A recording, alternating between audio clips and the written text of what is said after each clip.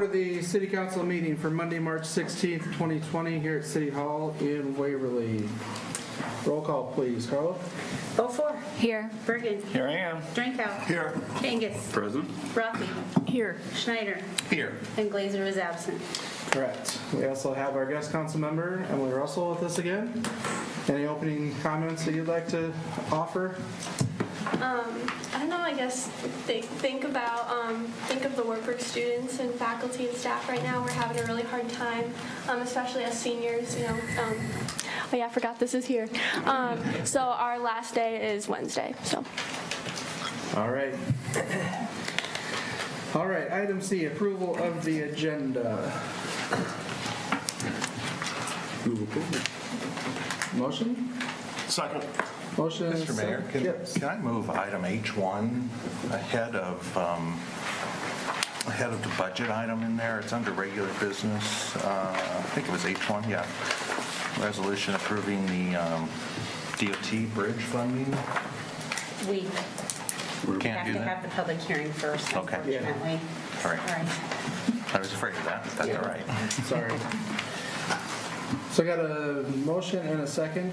Any discussion other than that? I suppose my only question is, do we want to add something to the agenda discussing the current coronavirus situation, or would that be satisfied under staff updates and city council updates? That is my intent. Okay. Immediately after this vote, I was going to articulate that we had intent to cover that didn't want people tuning out because it wasn't on the agenda. Stay Okay. tuned later. So Thank you. Brian. All those in favor, aye? Aye. Opposed, the same sign. Motion carries with one absent. Item D, approval of the minutes. Approve the February 24th, 2020 study session minutes and the March 2nd, 2020 regular meeting minutes. I'll move approval of the February 24, 2020 study session minutes and the March 2nd, 2020 regular meeting minutes. Second. Motion and second. Any discussion? Hearing none, all in favor say aye. Aye. Opposed, the same sign. Motion carries with one absent. Public hearing item E. This is the date, time, and place for a public hearing on Ordinance 1071, an ordinance providing for rezoning of property from R3 Multiple Family Residential District to C1 Commercial District. Carla, any comments, written or oral otherwise? We did have, actually, Councilman Glaser sent an email as a public comment Okay.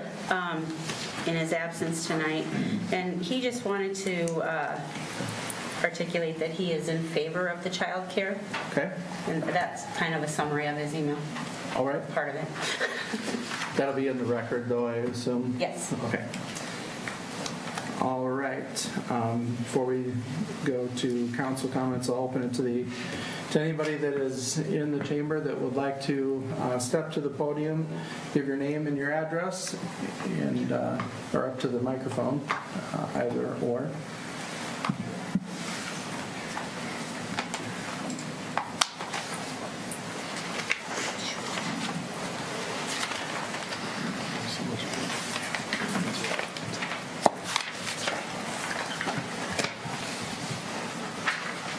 I'm Jim Bayman from my address, and my wife Jan. Our address is 1601 3rd Street Southwest, Unit F, right next to the proposed change in zoning. I have a short letter to read here again tonight, as I have in the past. I almost feel like I'm part of the council. I've been here so much the past weeks. But anyway, I'm glad I'm not, though. But I'd like to read this to you. It's not very long, but it expresses our feelings. Let's see now. This isn't, you don't have a copy of this as a letter, though. I can get one right here. Well, anyway, you don't have a copy of this particular letter, so anyway, I wrote this up, and I say all of you have a letter from my wife Jan and myself, Jim. Well, you don't have a copy, I'm sorry. You will have. make copies from that at some time, but You have one in here too. I have one in there that I'll read. Yeah, well, I'll read this one. You haven't heard this one yet. Anyway, we're opposing the request for the change in the zoning of 1661 3rd Street Southwest from residential 3 commercial or residential 3 and commercial C1. So here I go again, like I said before, and here are some of my reasons why. 65 years ago, we started working on what we now have finally achieved.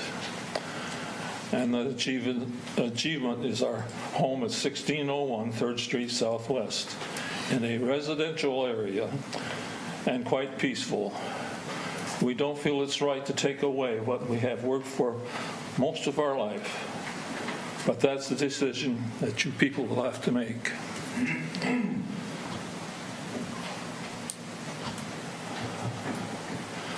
For us, that is. When you vote on changing this residential lot of 1661 3rd Street Southwest from residential to commercial, when this land was originally platted, the east side of 3rd Street Southwest was residential, and is now, of course. And the west side of 3rd Street Southwest was to be commercial, and it is, of course, now. We checked out this 55-plus residential community very closely before purchasing our home and feel that a child care facility is not compatible or not a good mix. If you vote to change the zoning of child care facility to be established, activities will start at 6 a.m. in the morning, continue until 6:30 in the evening. And it will be very busy between 6 and 8 a.m. and 4 to 6:30 p.m. So we've been told. This will mean a lot of extra traffic, noise, activity next door. And these early hours get harder on older people. If voting on this zoning change for a child care facility will mean there will have to be a chain link fence put around the playground area, and we'll have to look at this fencing when we want to enjoy our patio. It will probably devalue our home, just as it devalued homes behind the Waverly Child Care and preschool when the fencing was put in place there many years ago. This rezoning request has and will affect us for many years. Hopefully it'll be many years. The stress is another big way it has affected us already. Stress can cause many health problems, both mental and physical. So again, I ask you to leave the zoning as residential so people in this area can enjoy their retirement here. We know that economic development in Waverly is very important. We also know that there's a need for more child care facilities in Waverly. But we know that there are several commercial areas that could be used for child care, and is already set aside for child care. There are many needs, and there are many possibilities.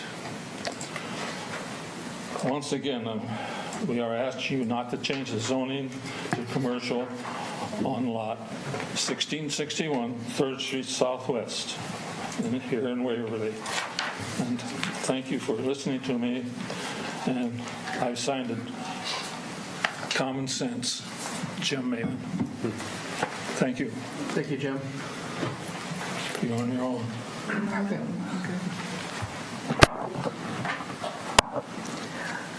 I'll read the letter that you have in front of you. Okay. Jim and I, live at that 1601 3rd Street Southwest, and that's the first condo north of the former Mormon church at 1661 3rd Street Southwest, which is the property that the City Council has asked to change from residential R3 to commercial C1, so a child care facility can be built there. The only thing dividing our property is an individual line through the grass or the snow, as the case may be, and we would like it kept that way.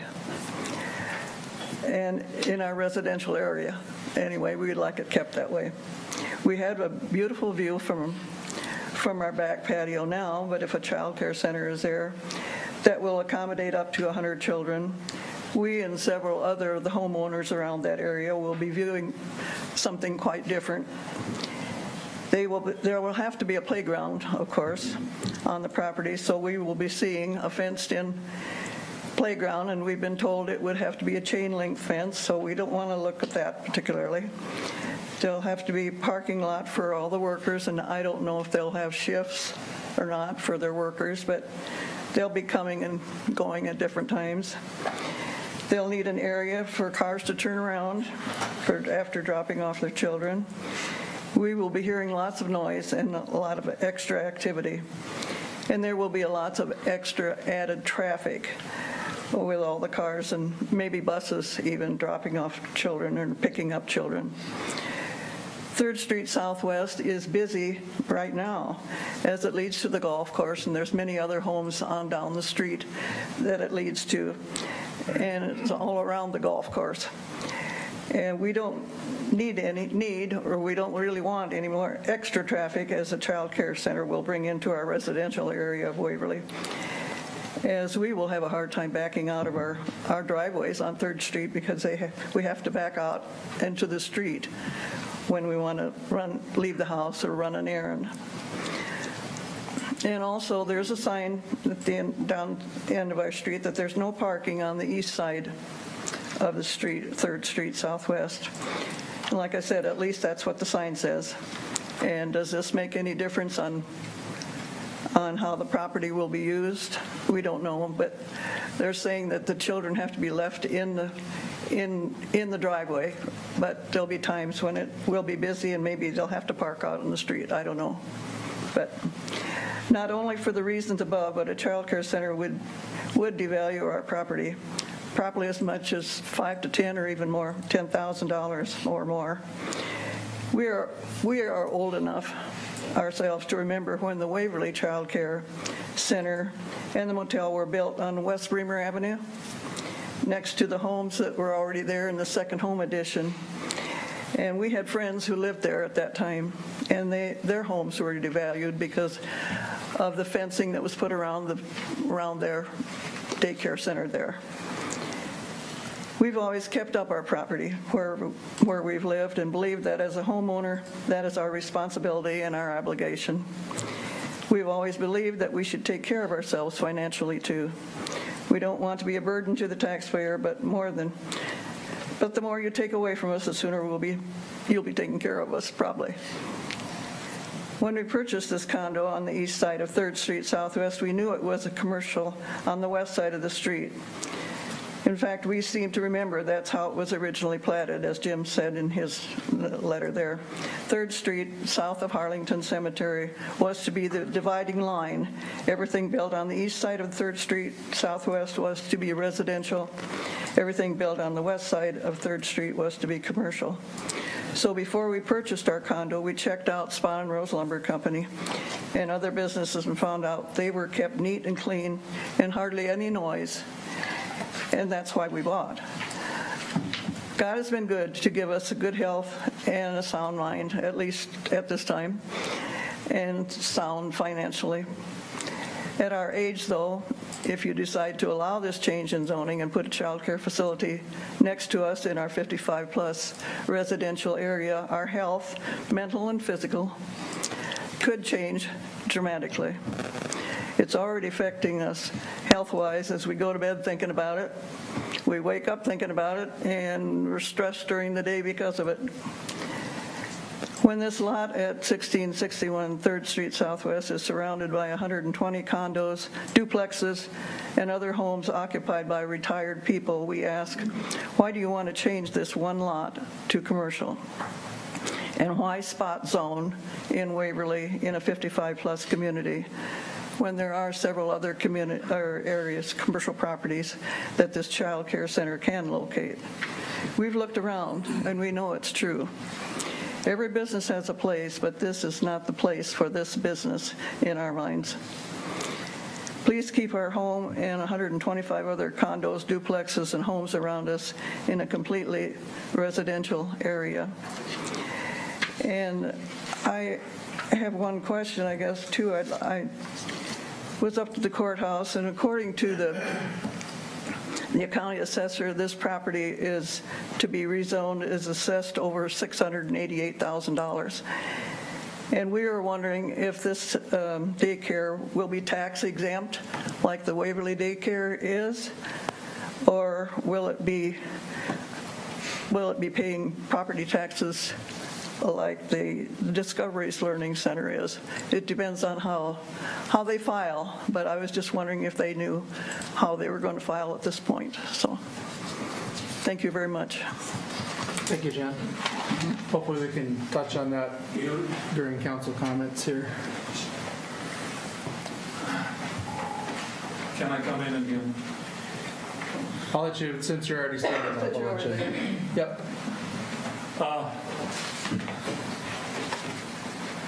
I don't see too many smiles up here, and I thought maybe I could say something that would give you a smile.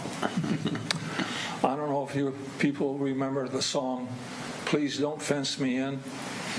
Some do and some don't. Well, I told my wife I was going to sing that song to you tonight, and she said, no, you can't sing. My response was very fast. Yes, dear.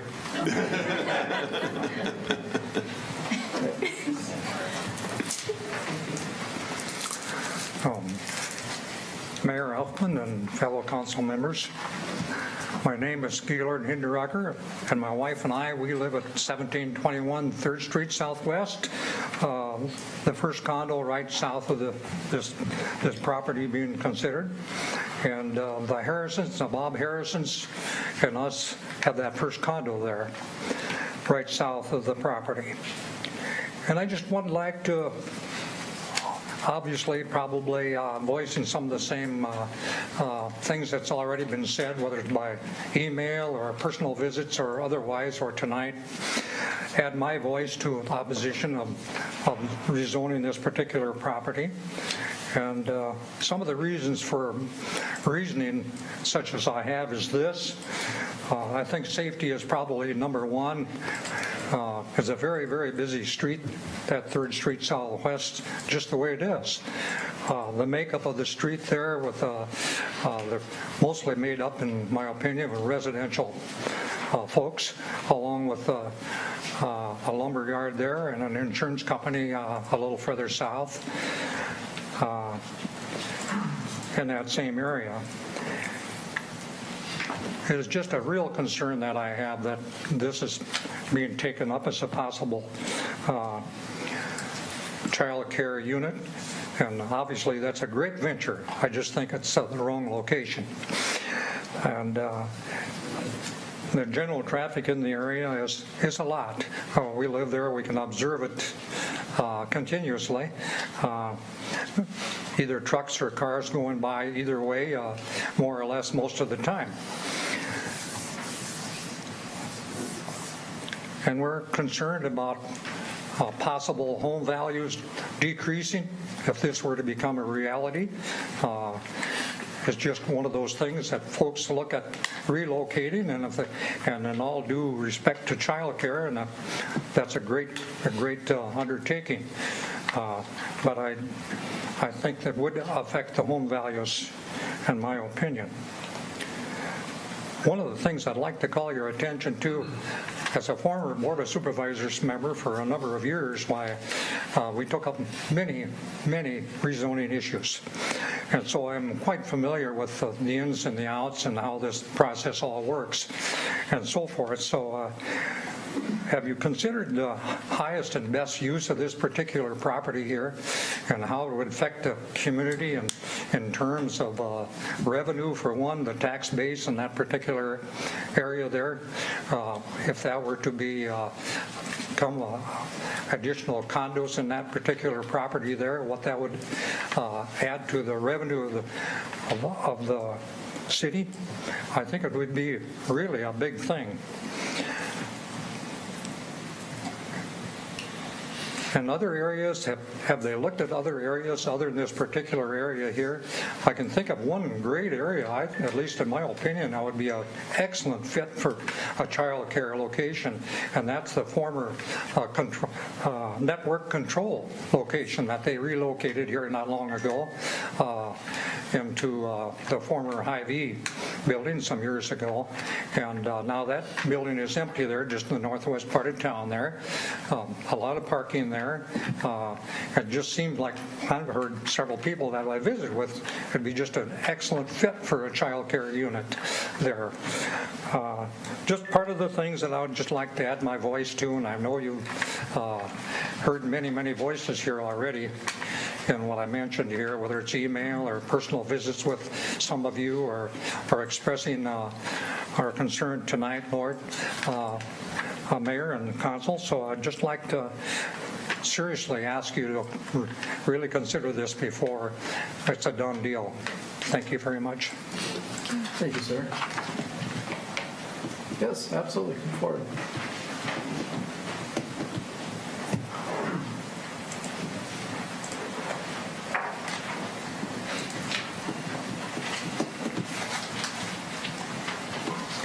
We're Steve and Shirley Clark, and we live at 200 Oak Ridge Circle.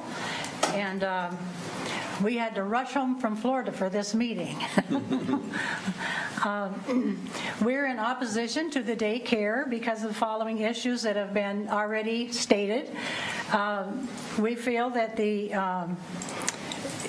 in the area that's around is mainly a 55 neighborhood, and our main concern is the safety, really, of seniors and the children and parents going in and out of that facility.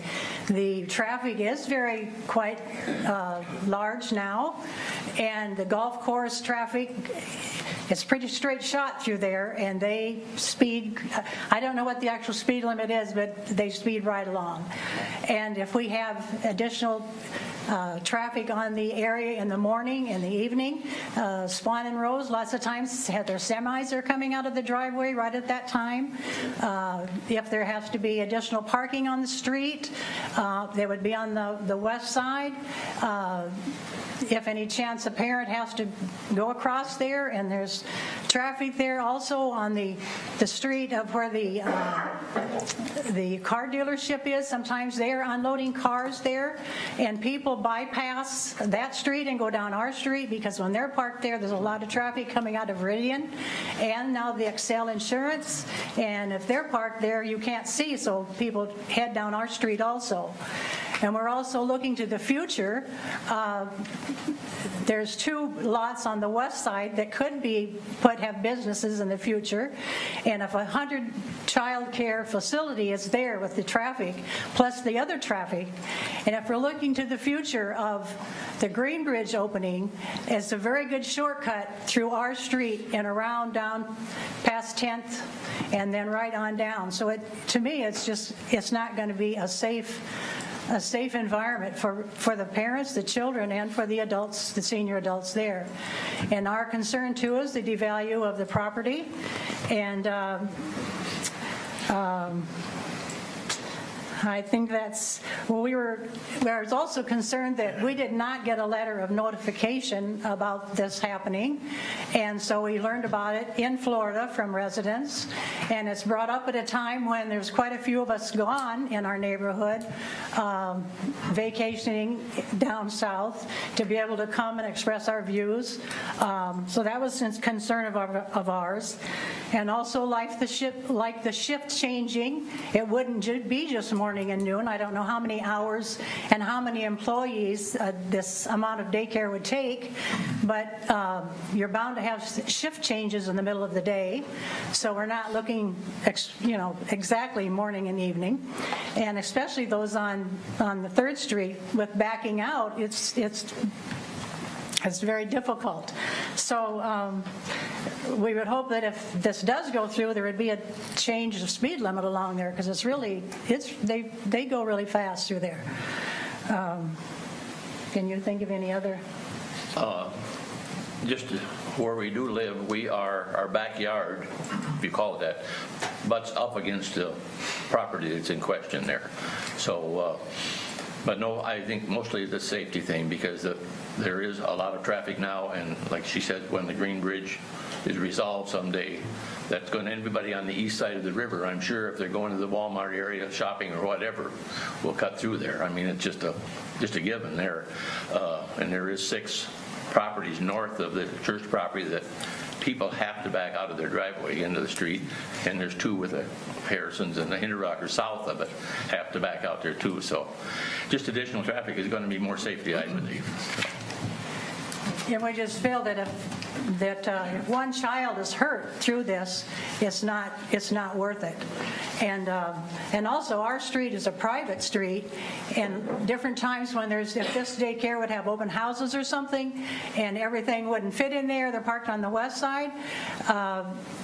Lots of times they park on our street also, and we've seen that when the Excel had their open house, they didn't have enough room in their parking lot and they parked on the west side. They also came down on our street as well. So parking on the street is also a problem.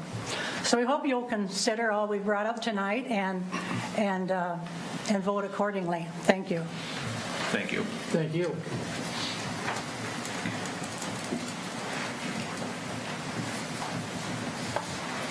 Good evening, Mayor and City Council. My name is Ken Burrow. I live at 1404 Letha Terrace in Waverly here. And my wife, Beth, and I are teachers at the high school, and we will be the owner-operators of this daycare if it is approved. So I would like to talk a little bit about and answer some of the questions that have been raised over the last few weeks. We've been going through this process. One of the things that have been raised is the parking spaces. With the design that we have right now, there will be 45 parking spaces. At the maximum we would ever have on staff would be 20 people at one time. So that would leave an ample amount of parking spaces for any parent to drop off their children without ever parking in the street. There's just no way that anyone will ever park in the street because there's a lack of parking spaces. It's also been brought up that maybe a bus would be stopping there.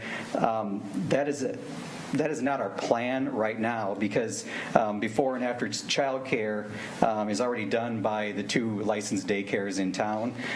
If we ever have demand for that from parents, I've already talked to bus drivers with the school district, and they say it would be very easy for them to pull into the parking lot and turn around without having to back out of the parking lot or anything like that. So that would not be an issue.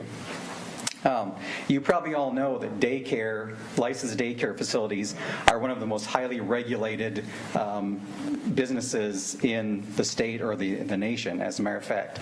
There are very strict guidelines as to what children can be outside at what time, how many kids can be together, what age kids can be together. This will never be a 100-child free-for-all on the playground. At the max, there will probably be maybe 20 children at once out for a very short amount of time. We will provide, this will be a state-of-the-art facility. We have plans for it to be a fantastic, beautiful facility, maintained well. It'll have beautiful fencing where the children come out to play, and inside will be a beautiful facility. There will be, I think the people that are concerned will be very surprised at how little noise they will experience because of this. Also, the traffic issue, I think, is almost I wouldn't say a non-starter, but if you think about if we are at the maximum capacity of 100 children, which is probably never going to happen, because if we were at 100, 25 of those kids would be before or after school child care, and they would be there just for a short time, maybe in the morning and the afternoon. But let's assume that every parent drops one single child off. Over the period of like maybe 2 to 3 hours, that would be a maximum of 100 cars that would come up and down that street it's accessible from 3 different ways. And a lot of those kids may actually come from the neighborhood, which is right behind the child care facility. I think it's a little bit disingenuous to say that this is a 55-plus neighborhood, because right behind the fence of the facility is a playground, is a play area for a family that has children, and that whole neighborhood is filled with young families with children. So yes, there are some condos on either side of it there that are 55 plus, but behind it is an entire neighborhood of younger families. And we are hoping that a lot of them will want to use our facility, and if they do, they will come right up the normal way they would to go into town or out of town, drop their children off, and leave. So there'd be no increase in traffic from them at all. It would just be a standard route for them. Also, I guess the other thing I would like to say is that our plan is to be fantastic neighbors. A lot of times child care facilities these days are located in residential areas because that's where people want them. People want to leave their children near where they live and then be able to go to work and come back and pick them up. So this is just a common thing that's going on across the nation.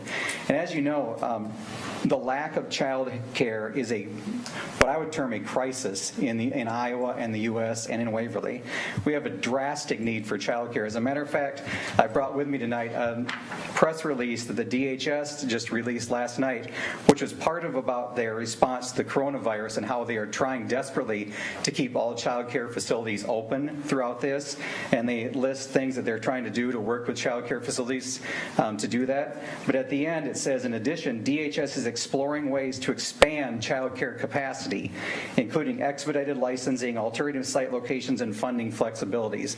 DHS knows that this is a desperate need. And to answer the question of have we looked at other options in Waverly, indeed we have. As a matter of fact, we even considered the one building that they mentioned, and that just does not fit our plans. This is the perfect building that we have found, and it is the perfect location for our facility, and I think it will serve Waverly well for many years in the future. And when it gets open and up and running, if you approve this, I think the neighbors will be shocked at what a great neighbor we are and how it is not quiet. As a matter of fact, when they look out their window and see children that are being cared for in a quality manner out playing and enjoying themselves, I think they'll say, you know what, this is a great addition to our neighborhood. So I hope you consider and vote to approve this change to the zoning. Thank you. Thank you. Mayor and Council, my name is Ben Dow, and I live at 416 2nd Street Northwest here in Waverly. I am a realtor with RE/MAX Home Group and also the pastor of Embassy Vineyard Church here in Waverly. I am in favor of the daycare coming into town. From a realtor's perspective, this is the highest and best use of this property. As it is currently zoned R3, the only or the primary usage for an R3 property would be somewhere along a governmental use. Under Waverly's old zoning codes, daycare facilities would have been permitted under an R3 zoning with a provisional use permit. So the intended use of the building is actually in alignment with what it has already been zoned. It's just with the change of zoning code, that is the reason for wanting to pursue a commercial zoning. C1 is the most restrictive zoning, and that is something that the owners chose to do because we needed to also go through the Board of Adjustments for a provisional use permit. The reason being that should the daycare fail in that unlikely event, it can't be opened up for a restaurant or a gas station. It would have to be quiet office space. So even from the outset of the project, the neighborhood quality of life has been taken into consideration. Also, as one of the pastors and also a realtor, I've been in the position to talk with several of my colleagues. There are a couple congregations in town who are looking for spaces. I have taken both of them through, they would be Riverwood Church as well as Orchard Hill. Both congregations have looked at the space, determined that it is not the right feel, and it doesn't quite meet the needs for their congregations. So the immediate next step of having churches step into a church building, they have declined that opportunity. And actually the old network control building has become the location for Riverwood Church. Yeah, so the transition from R3 to C1 seems a bit extreme, and I totally understand the neighbors' concerns about the possibility of spot zoning. But again, going back to Waverly's old code, this would have been a permitted use within the R3 zoning. I think that's all I have to say. Thank you for your consideration. Thank you, sir. Any other public comments? Carla? I feel like I should note the ones that were on the agenda That's fine. as well. You'd like to go ahead with that? So Jane and Bob Harrison noted in writing that they were against the zoning change. And then I've got also from Jan and James Meeman, we received a call, and they also came in, and we also received the written. Barb McWhorter phoned in against. Diane Hansen phoned in against. Jared Hartwig phoned in favor. Ed Adams phoned in against. Eugene Downing phoned in against. Gaylord Hinderracker phoned in against. And Elroy Strike, I hope I said that right, also phoned in against. Thank you. Any other for public comment before we close the hearing? Seeing none, I'll close the public hearing and seek a motion before public or council discussion.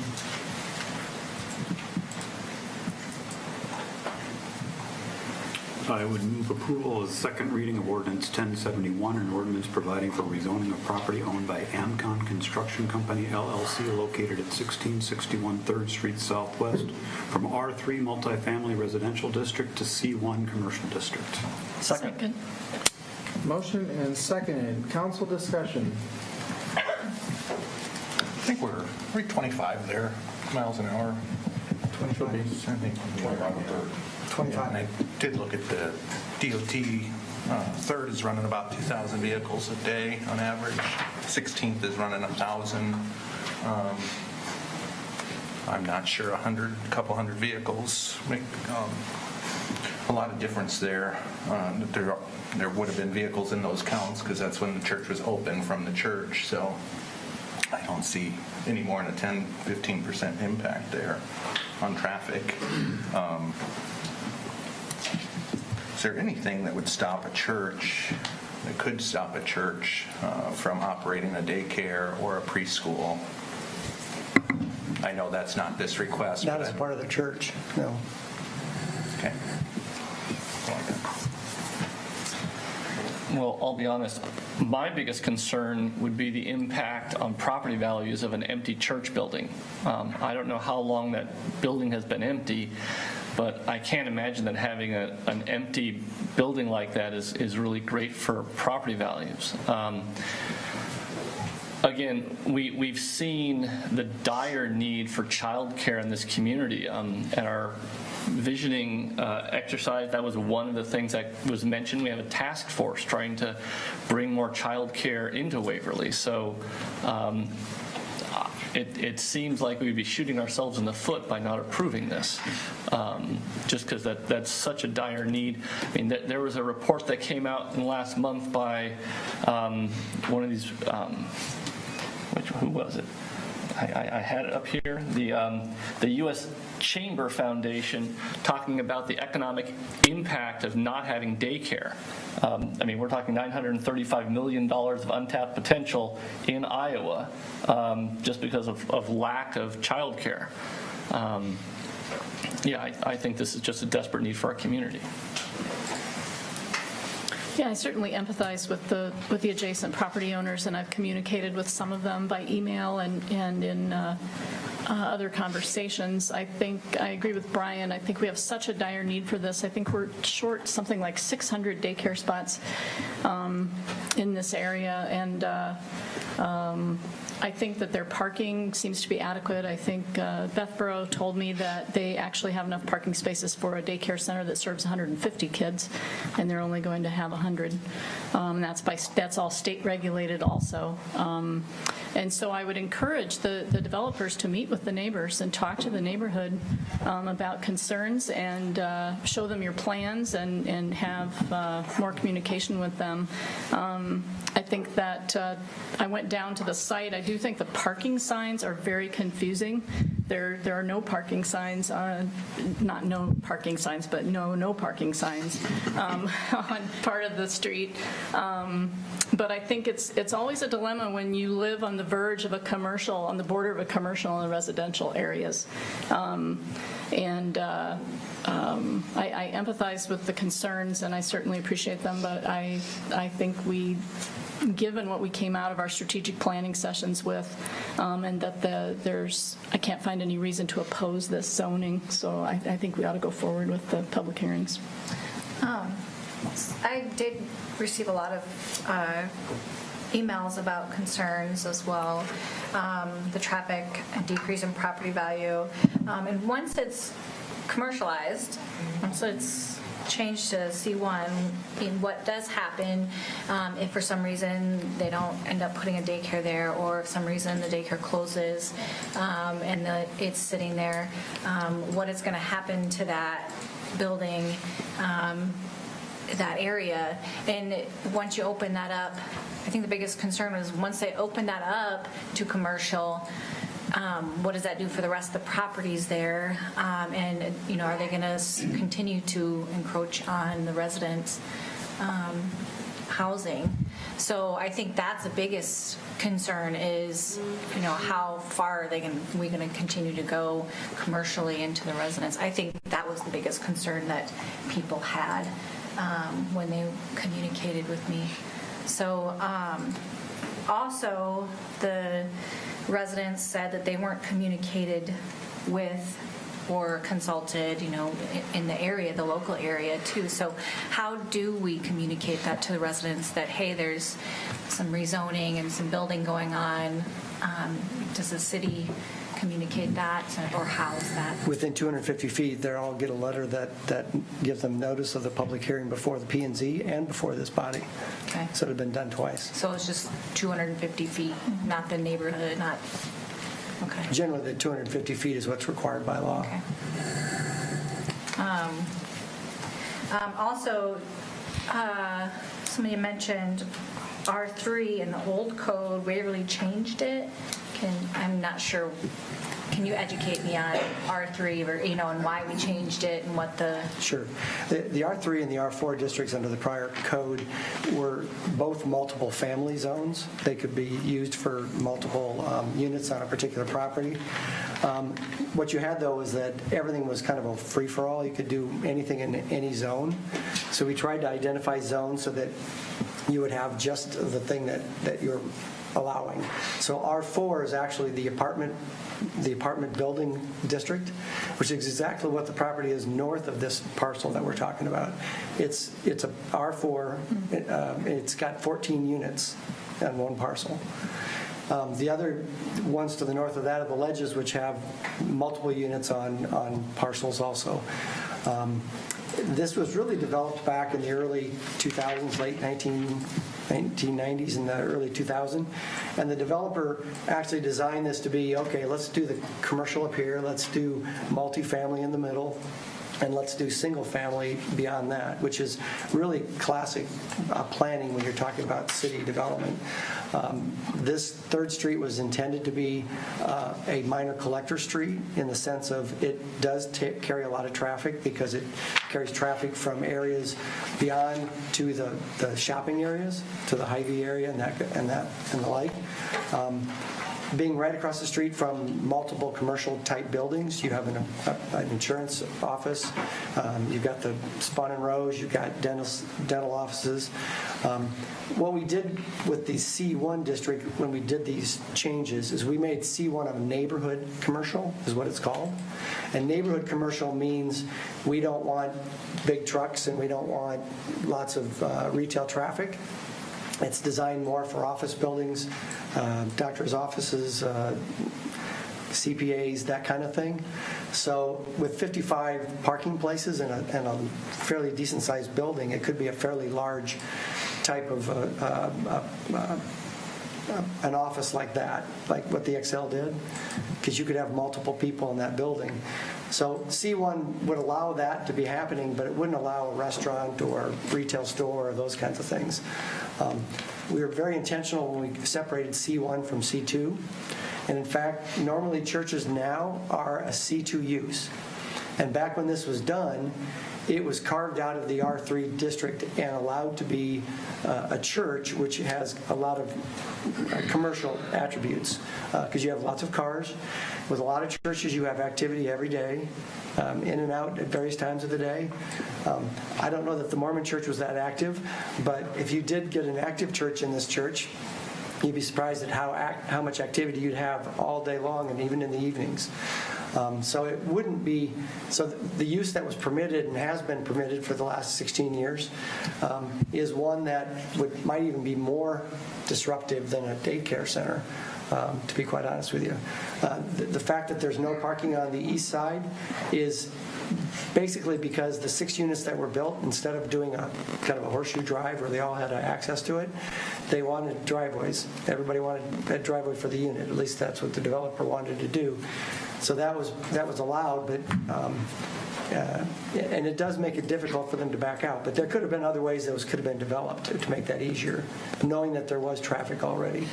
It is a 25 zone, knowing that I do travel that a lot myself because I come from that direction. People do go a little faster than 25 quite often. But I think everybody sort of does it, to be quite honest with you. You have that feel because there's not much parking, and it is a direct route from a large residential area to the commercial area. So it's really tough when you have a building that is difficult to reuse because it was built for a very specific purpose. It wouldn't work well for housing because of the way it's constructed and the way, if you're trying to do individual units. This was really kind of what we thought was a best case scenario to try to fill this without having a church decide to fill it. So we think it's a less busy street than Bremer Avenue where the other daycare center's on. So we think it's a good reuse of a property, and we think it'll fit well in the neighborhood based on its usage. Can you comment on property values, the concerns about that? I don't, it's hard to really say about property values because I thought those might have difficulty selling anyway because they were on 3rd Street, which is a little busier, and they did well. So they must have been built very nicely and very nice for people to move into. But that's the people on the ledges have been putting up with that traffic, and they've been very popular. Other condos along there are very popular. They very rarely stay unoccupied very long. So I think that whole street is full of multifamily condo units. I think it's a transition street, and the church is already there. If we were looking at an empty lot, this might be a different discussion. The fact that the building is already there, and if you don't let this happen, that owner really doesn't have much of an option to sell that particular property at this point. And this is a real good compromise use, I think. When would this daycare be opening? Does anybody? They were trying to be open this fall, I believe. Yeah, as soon as possible. Yep. I would first of all like to commend the person who kept the minutes for the Planning and Zoning Commission when this was discussed. They're very well done, very detailed and thorough, and I certainly appreciate that. So thank you for including those in our packets. I did note that Planning and Zoning voted 5-0 to approve the rezoning on this, which does carry some weight. As anybody who's listened to any of the rezoning applications that we've had in the last couple of years, you know that I'm personally disinclined to vote in favor of rezoning property from residential to commercial, where it may impact people's property values and the enjoyment of their property. So this has been a really difficult decision for me, frankly, because I know the need for daycare in Waverly is extremely pressing. I agree that this would be a great fit for this property. It's something that I think would be able to work very well as a daycare center. I'm not convinced that the traffic would be a problem. It's a street that I think can handle the traffic, and there isn't going to be as much traffic increase as there would be if there were a Walmart at the end of the street or something like that. So I don't think the traffic is going to be a huge issue. As far as the sight lines, somebody could build a house there and put a fence around it. I don't think there's anything in the zoning code that prohibits people from, as long as it's within the code, of putting a fence or bushes or something else on their property. So the main issue that I have is the property values. However, we've not really heard any evidence that this is actually going to diminish property values. We've had people state that, but it's not self-evident to me that that's going to be the case. I think this is going to be, particularly since the building is already in existence and it was being used as a church, which is relatively similar kind of use, probably not a daily use, but it's relatively similar to what the proposed use is. I would need to see some real proof that property values are going to be negatively impacted because of this. And the second thing is the rezoning to commercial, and I think the point was made, and it was very well taken, that what happens if this daycare center either doesn't come about or after a year or so closes, because when we rezone the property, it's rezoned. We're not rezoning it for a daycare center, we are rezoning it for commercial use. And that had me very concerned, and I was going to vote against it until I looked at the zoning code and see what exactly a C1 property permits. And it is a very restrictive use of the property.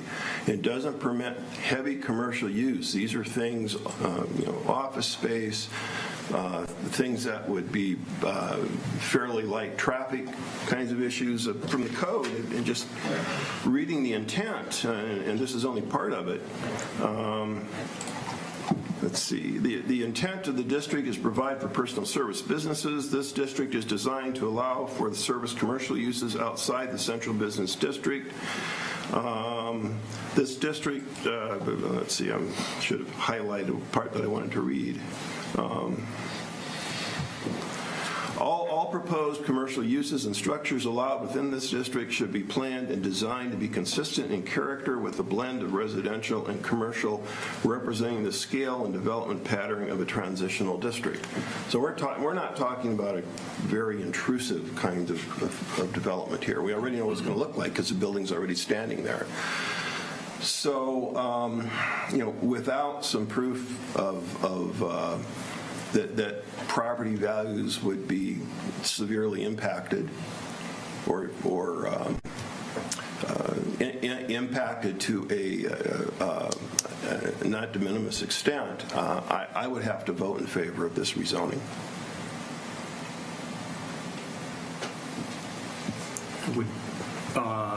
Just a couple notes. You mentioned the visual, the screening. We do have that within our code for zoning ordinances, and I think you're familiar with. We put that in there is screening requirement to separate a commercial district from a residential, so that is something that will have to be done with that. I would note that the Zoning Board of Adjustment did approve the provisional use for this to be a daycare last week. We don't have that formally through, but that was approved 3-1 was the vote. Correct? It was 3-1, yeah. So those couple things on there. Otherwise, I think everybody else has kind of touched on a lot of that. I just want to make a quick comment. It was mentioned that the zoning change request came from the council. Zoning requests are made through application to planning and zoning. They give a recommendation, even if it's turned down, that they don't want it. It still comes in front of the council. Board of Adjustments may be involved in those types of things too. So the request for rezoning actually comes from the property owner, prospective property owner in this case. So we're not the ones saying, hey, otherwise it looks like it's a slam dunk type of thing. So no matter what happens with the vote that's going to take place in just a moment here, I just wanted to make that very clear, the progression of progress that takes. So anything else? Roll call vote, Carl. Schneider. Yes. Rathe. Yes. Kangas. Yes. Drenkow. Yes. Birgen. Yes. Beaufore. Yes. Vote of 6-0 with one absent. The ordinance 1071 is approved. Second reading, sorry. All right.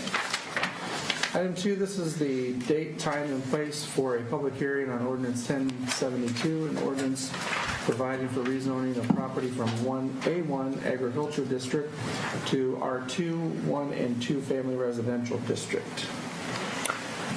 Any comments, written or oral, Carla? No, sir, Your Honor. Okay. I will open the public hearing if anybody has anything on this agenda item.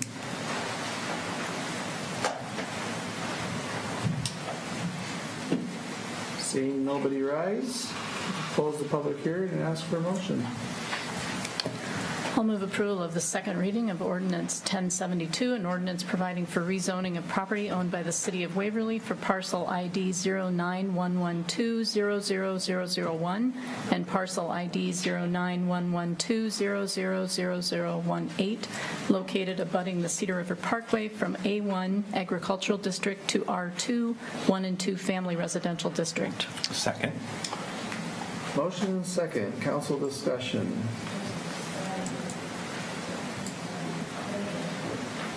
We all know what this property entails.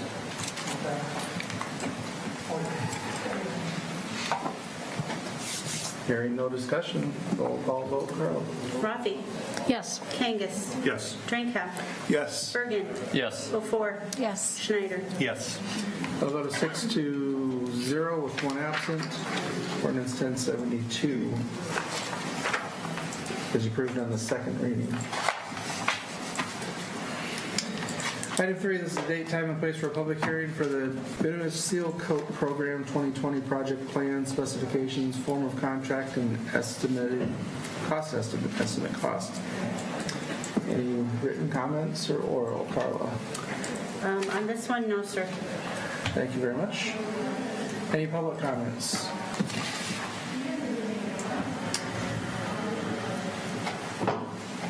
Seeing nobody rise, I'll close the public hearing and seek a motion. I'll move approval of Resolution 20-42, approving plans, specifications, form of contract, and estimate cost of $215,778 for the Bituminous Seal Coat Program 2020 project. Second. Motion and second, council discussion, please.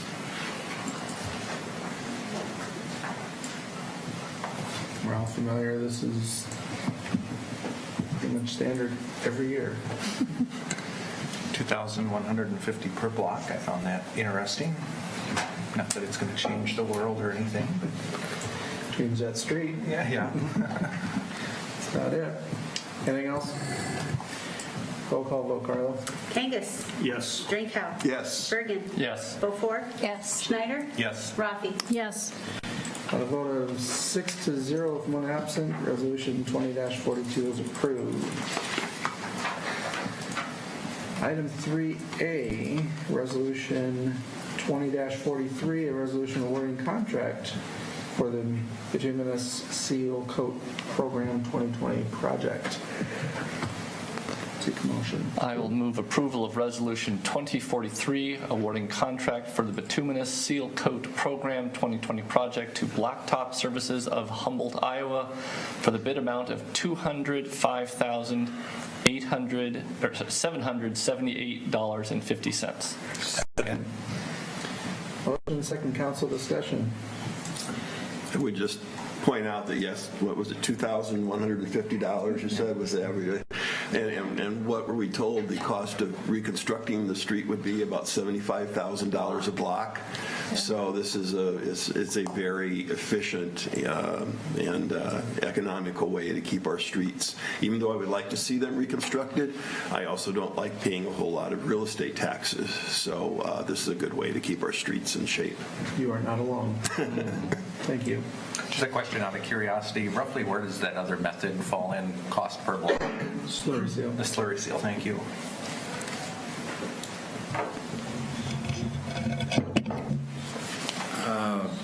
So I think that we had kind of run numbers at one time that seal coating is like $2 a square yard, slurry seal is $4 a square yard, and doing a mill and overlay, just like inch and a half mill and overlay is about $8 a square yard.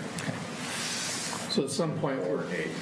yeah, so at some point when you put on so many layers, you do the mill to take some of that, to eliminate that crowning. Well, so we had looked at like the Centennial Oaks area where those many of those streets out now are like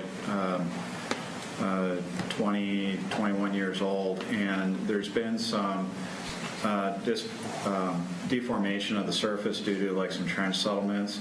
So that can't be corrected with seal coating and slurry seal. So we had looked at doing like a 1-inch mill and overlay on in that area. So we look at that being effective for our newer full depth pavement streets like we have in Centennial Oaks or Impala or Jadestone. In the future, that those may be a viable thing that we want to consider. Okay, thank you. Any further discussion there? Anybody? Roll call vote, Carla. Drenkow. Yes. Bergen. Yes. Beaufore. Yes. Schneider. Yes. Rathe. Yes. Kangas. Yes.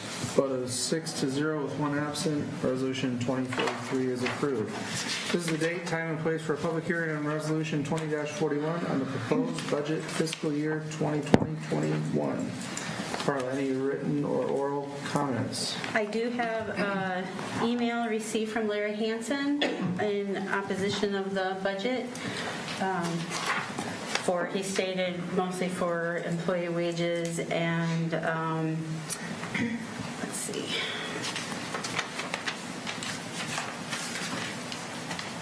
Could you maybe just read the email if it's not very long? If you'd like me to. I think that'd be a good idea. First, I want to thank you for taking time to run for public office.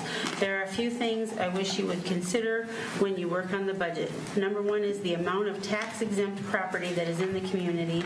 If you can't get tax money from those business property owners, including city-owned business, you must get it from other property owners. I see in the Waverly paper we pay over $5,132,166.90 for total employee wages. If this was a private business, they would not last.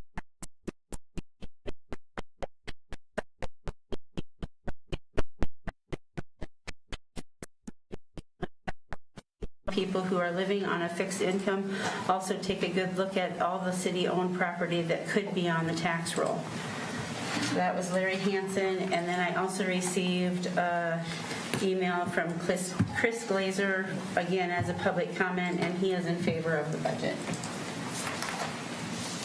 Thank you. Thank you, Rod, for asking that, Rod.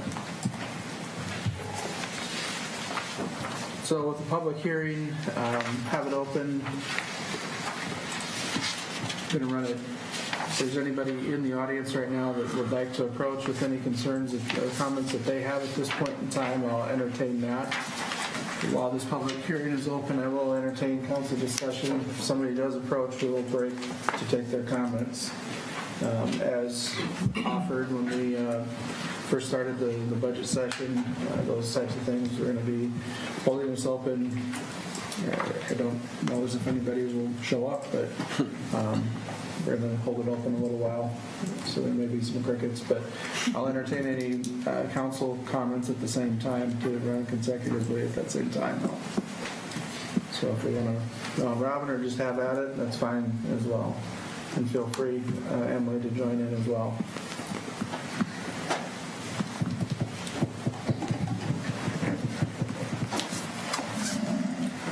From my budget. I can, speak to just the overall operations of the budget, not the nuts and bolts of it, but just how the budget is created and how we move forward with here. Correct me if I'm wrong with this, Jess or James, but we have a proposed budget in front of us. If it's approved and we decide later that we don't want to take on a particular project, no matter, I'm not going to single one out here, but we decide later that we don't want to proceed with a budget item that was in there due to whatever circumstances. It could be as simple as it gets all the way to bid letting and things are just out of whack and it isn't going to fit the bill or isn't going to be what we need. We have the option to not proceed with it and not fund it, and those funds are used to pay down the levy or the bond that we've taken out. Although the tax levy is already established to be at that point. So the money isn't wasted on something. We're not forced to continue to do any of those projects that are in there outside of the departmental things.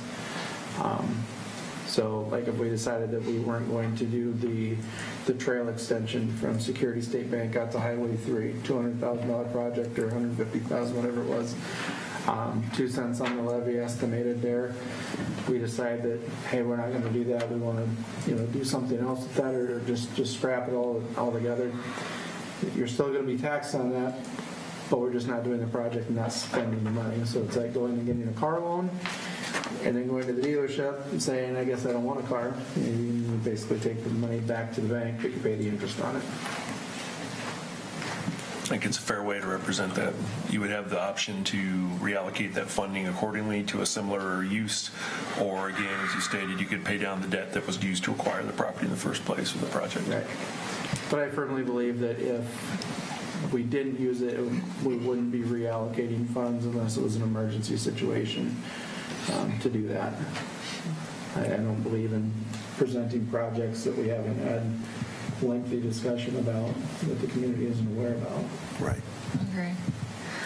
My concern is that, just because you have $15,000 to go get a car doesn't mean you need to go get a $15,000 car.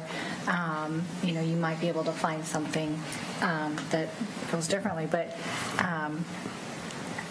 I have concern. My concerns are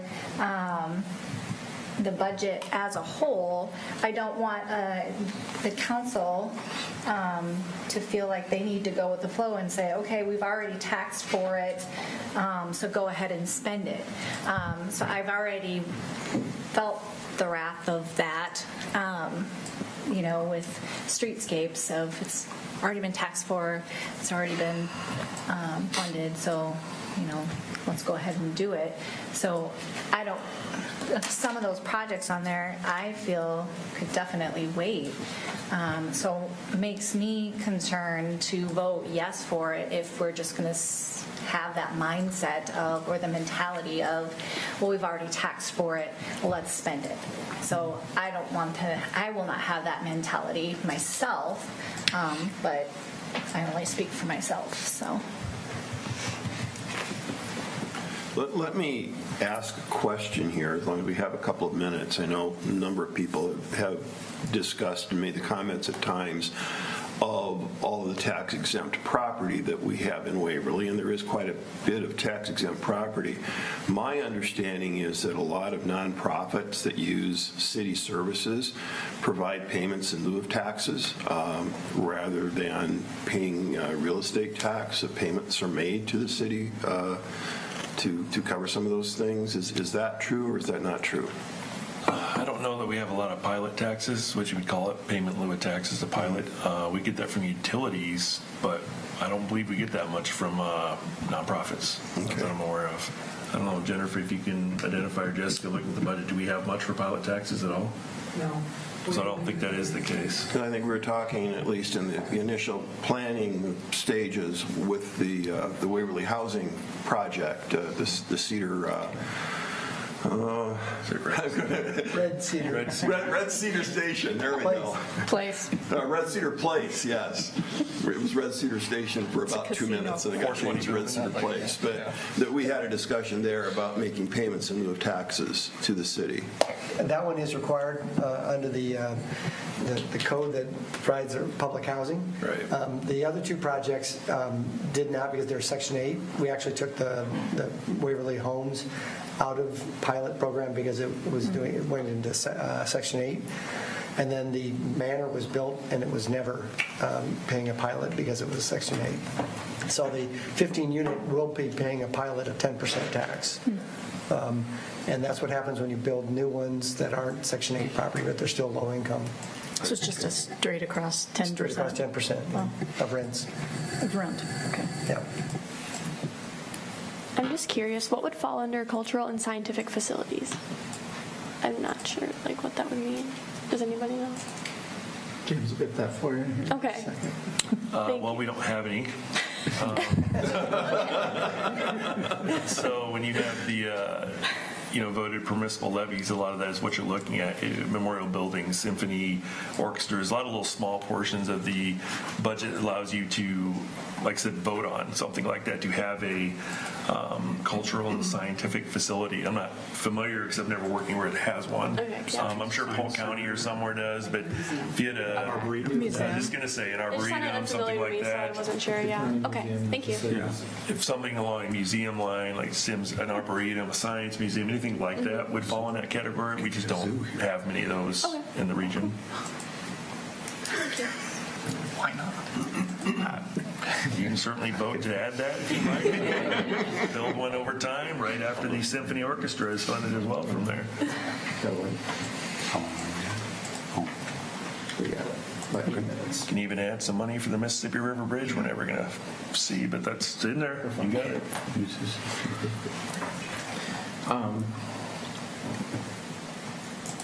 Yeah, I'd like to, Heather and I were talking earlier today just about the budget basics, and I'm glad those concerns came up of that, and trying to do a little educating. And I've learned a lot during this entire process, obviously, and I think every year, even our most veteran. I would say this budget has caused me more uneasiness because we did kind of put projects in and just kind of said let's put them in so that we know what our max is and do that. And that wasn't a real comfortable setting for me, and I ended up having to leave the budget sessions early a couple times. And, so so I didn't get in fully on that discussion. But so that's been a little bit different on there, but there have been in the past budgets since I've been here where we've put something in and then gotten to it, then said, no, we're not going to do that at that point, because either the bids came in bigger or higher than what was expected, or other priorities emerged that we needed to take care of something else and we had to move something around and do something. So that does happen, and that is kind of our call as the council to do it, and that's just kind of the one hazard of having to do a budget that doesn't start until 6 months later and go, beyond. When you come in and you're working as new council members come in and they've got to work for the first 6 months on a budget that was approved a full year before by a whole different group of council members. So it does get kind of goofy when you have to layer that out and try to foresee how far out can you go. Well, you mean, we turn right around and here in just a few minutes or however long, regular business item H, resolution 2044 is going to be the first action on this potential budget, with the Green Bridge. What is our communication back to the DOT? And that could be the first reduction in the budget. However, what's important to realize is even if we do that, we're still taxing as if we're doing it. Correct. When you had the discussion, we made sure we were very clear about this. When you set your payment levy, your pre-levy hearing amount, that locked in the first year. Now, afterwards, you would have a reduction in potential debt payments. You would front load the bond then if you decide to not do something going forward, or if you determine there's something different, again, you're front loading. So we estimated a payment. It's in there. We have to do that as part of the budget, the pre-levy, in order to make a payment in December and June, or we wait another year to make a payment, which makes this 10-year bond more of an 11-year bond, so I prefer the 9.5-year bond, which is what you've done. It keeps us on a more rapid repayment schedule. But to Tim's question, if I may, sir, a lot of the issues we had with this budget really were surrounded by the Bremer Avenue Bridge coming out and being replaced. If projects aren't done now, we can't do them during that time frame, then we're doing them later. So it's either you do them currently or we do them 4 years from now. And when we had matching funds from the federal government that we'd like to utilize, we had matching state funds. I mean, it was a difficult situation because all of these items had those repercussions, so to speak, attached to not doing them, or you certainly could not do them in conjunction with the bridge being removed and replaced by the DOT, and it made it very difficult. And I think that was the largest item that we really wrestled with for that most of that end of that Saturday afternoon, and even again later on that evening, the next Monday night, was that very issue of what do you not do and why. And I think you've hit it in the head, Mayor, when you look at the next item coming up, the 3rd Street Southeast Bridge, the Harmon Bridge, the Green Bridge, the Silver Bridge, whatever you want to call it, you know what I'm talking about. What do you do with that? And we'll get more into detail with that when that item comes up, but that was probably the most discussed item of the 6 projects I believe there are, as to do we not do it. There was not a lot of discussion that we should not do, about that. We should not do 4th Street Southwest or even the trail extension, because it is a 2-cent levy, and the engineering for 1st Street Northwest, again, 2 cents on the levy. These are all projects that have other funding sources attached to them, and so that's why it made it very difficult. But I think we centered around the question, if not for that bridge coming out, would we be doing some of these projects? Some we still would, some we may not, some because of the cost we might, and that's really what centered around your decisions as a council. And I understand how difficult it was, because it does put you in a spot. You're trying to predict 4 years from now, what are some of these roads going to look like? Are they going to be able to take another 3 to 4 years with that bridge being out, being rerouted? Because some of these are on those routes that will be taken heavily, and that is what makes this a very difficult budget. I have a lot of uneasiness as well, Tim. I mean, just because of the ramifications of what we do with the dollar amounts at hand. But again, I don't have a good solution to bring to you either, except to not do some of these projects, and then it becomes, what do you not want to do as a council? And that's where we come full circle. That is the ultimate question with this budget. You are prepared to potentially approve a budget that will allow you to do all these projects. At some point in time, we would have to go to the bond market, so we want to make sure we have a pretty good idea what's in or what's not in, so we're not backing out some of this. But it has happened before where we have not went forward. And then again, the discussion happens, how do you reallocate, or do you simply pay back debt?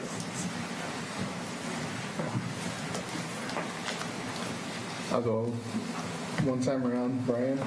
Yeah, I mean, I think we put a lot of effort into creating this budget, and I also feel like there's a lot of projects in this budget that previous councils have kicked the can down the road.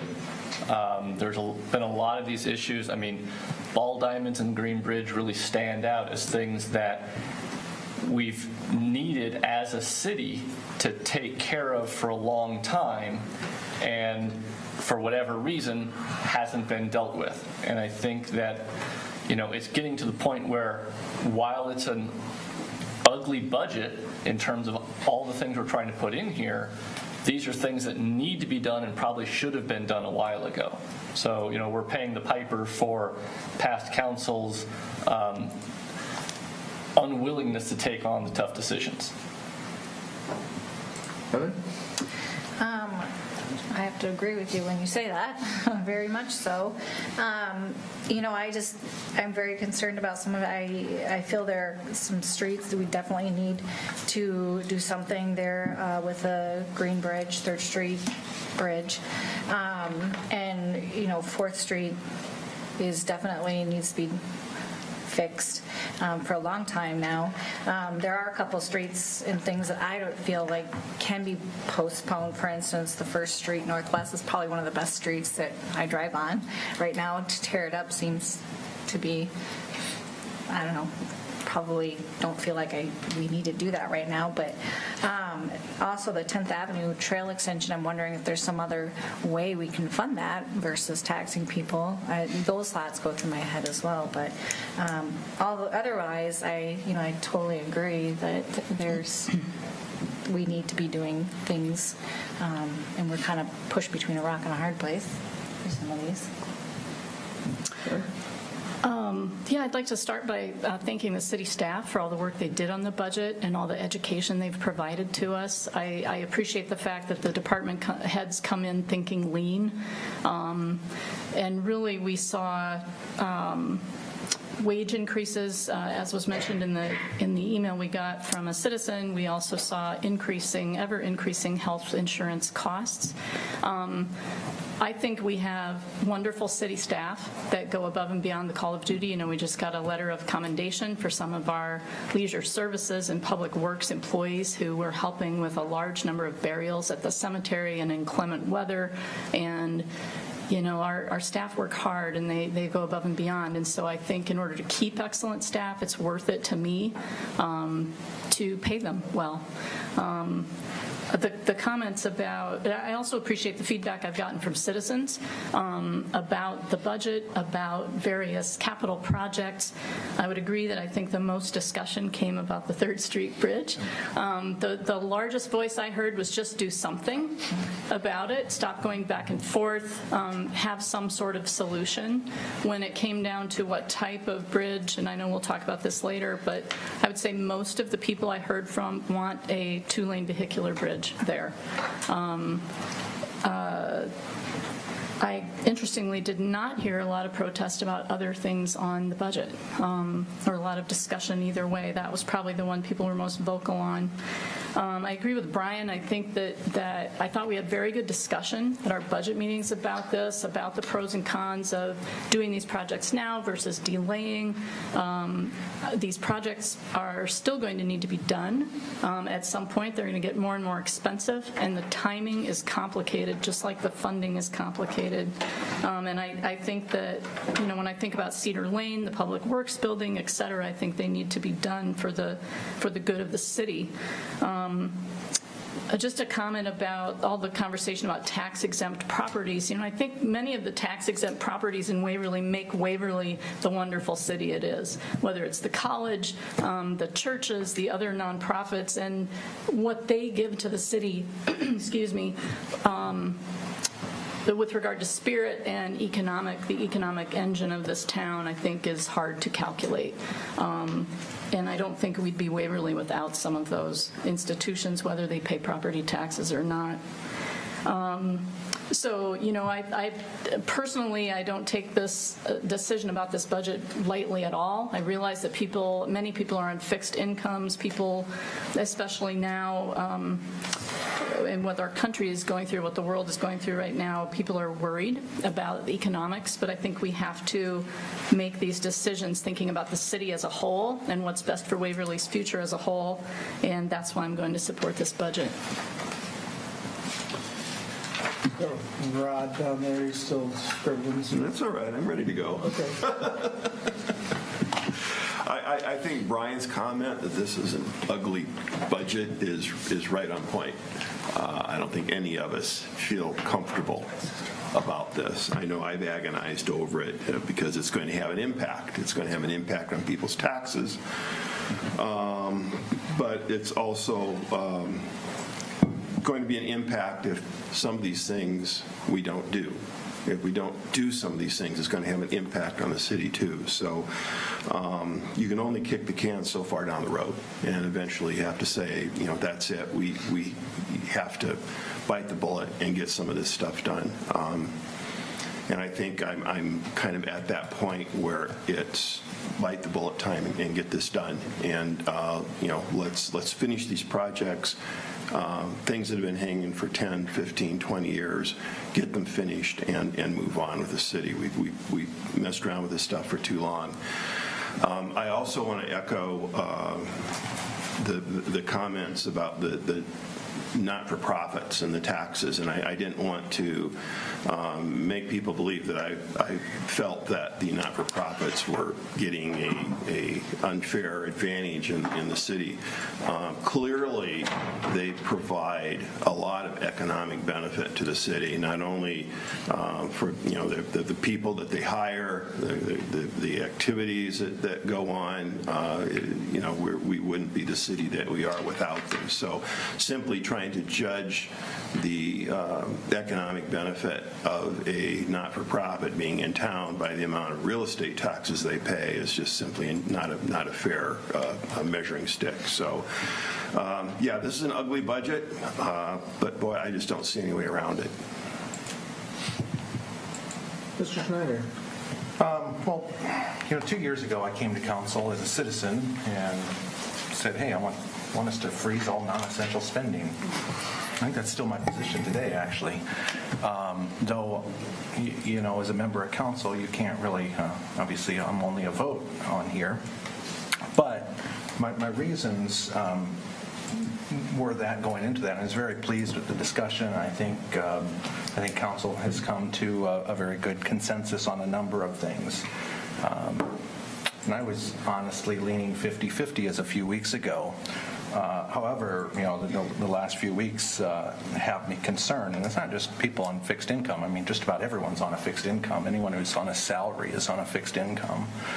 I'm just very concerned that we've got 70% of households plus, 70% plus that are living to paycheck. I'm not comfortable making a decision to defund somebody's food budget for the month versus smoothing out a bumpy road.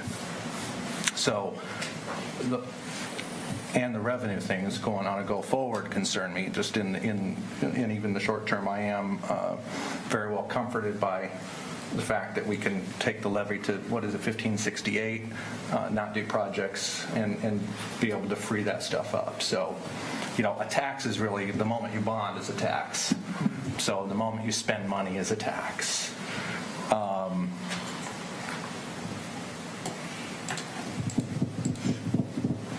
I am concerned that state and local revenues will go into some sort of decline. The Federal Reserve really has no ammunition to fight that off other than run the printing press, which will essentially make households able to spend less money in that kind of situation. So that all concerns me. With that said, I'm pleased with the movement that the discussion has taken with council. Tim? Well, I didn't want to come across that I'm upset with the budget. It's just because it is, as Rod kind of pointed out, it is kind of a bite the bullet type of budget where we do have to get these in and look at it and then kind of make those decisions. I do take a little exception on the kick the can comment simply because in the 10 years that I've been on council, I can think of 6 major projects that we've done that eat up most of our budget for a year or 2 years when we do it. We've done the dam reconstruction, we've done the dry run reconstruction, we've done Bremer Avenue, which was a 2-year project.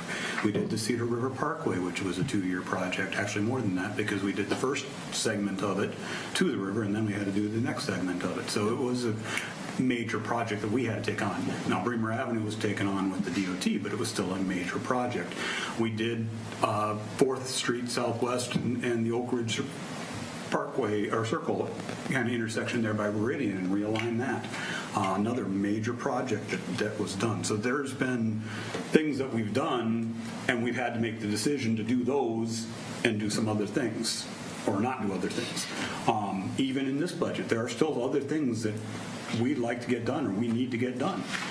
There are people in this community that have been looking for us to do something with the pool for a good 20 years, that it's been pretty much past its life expectancy.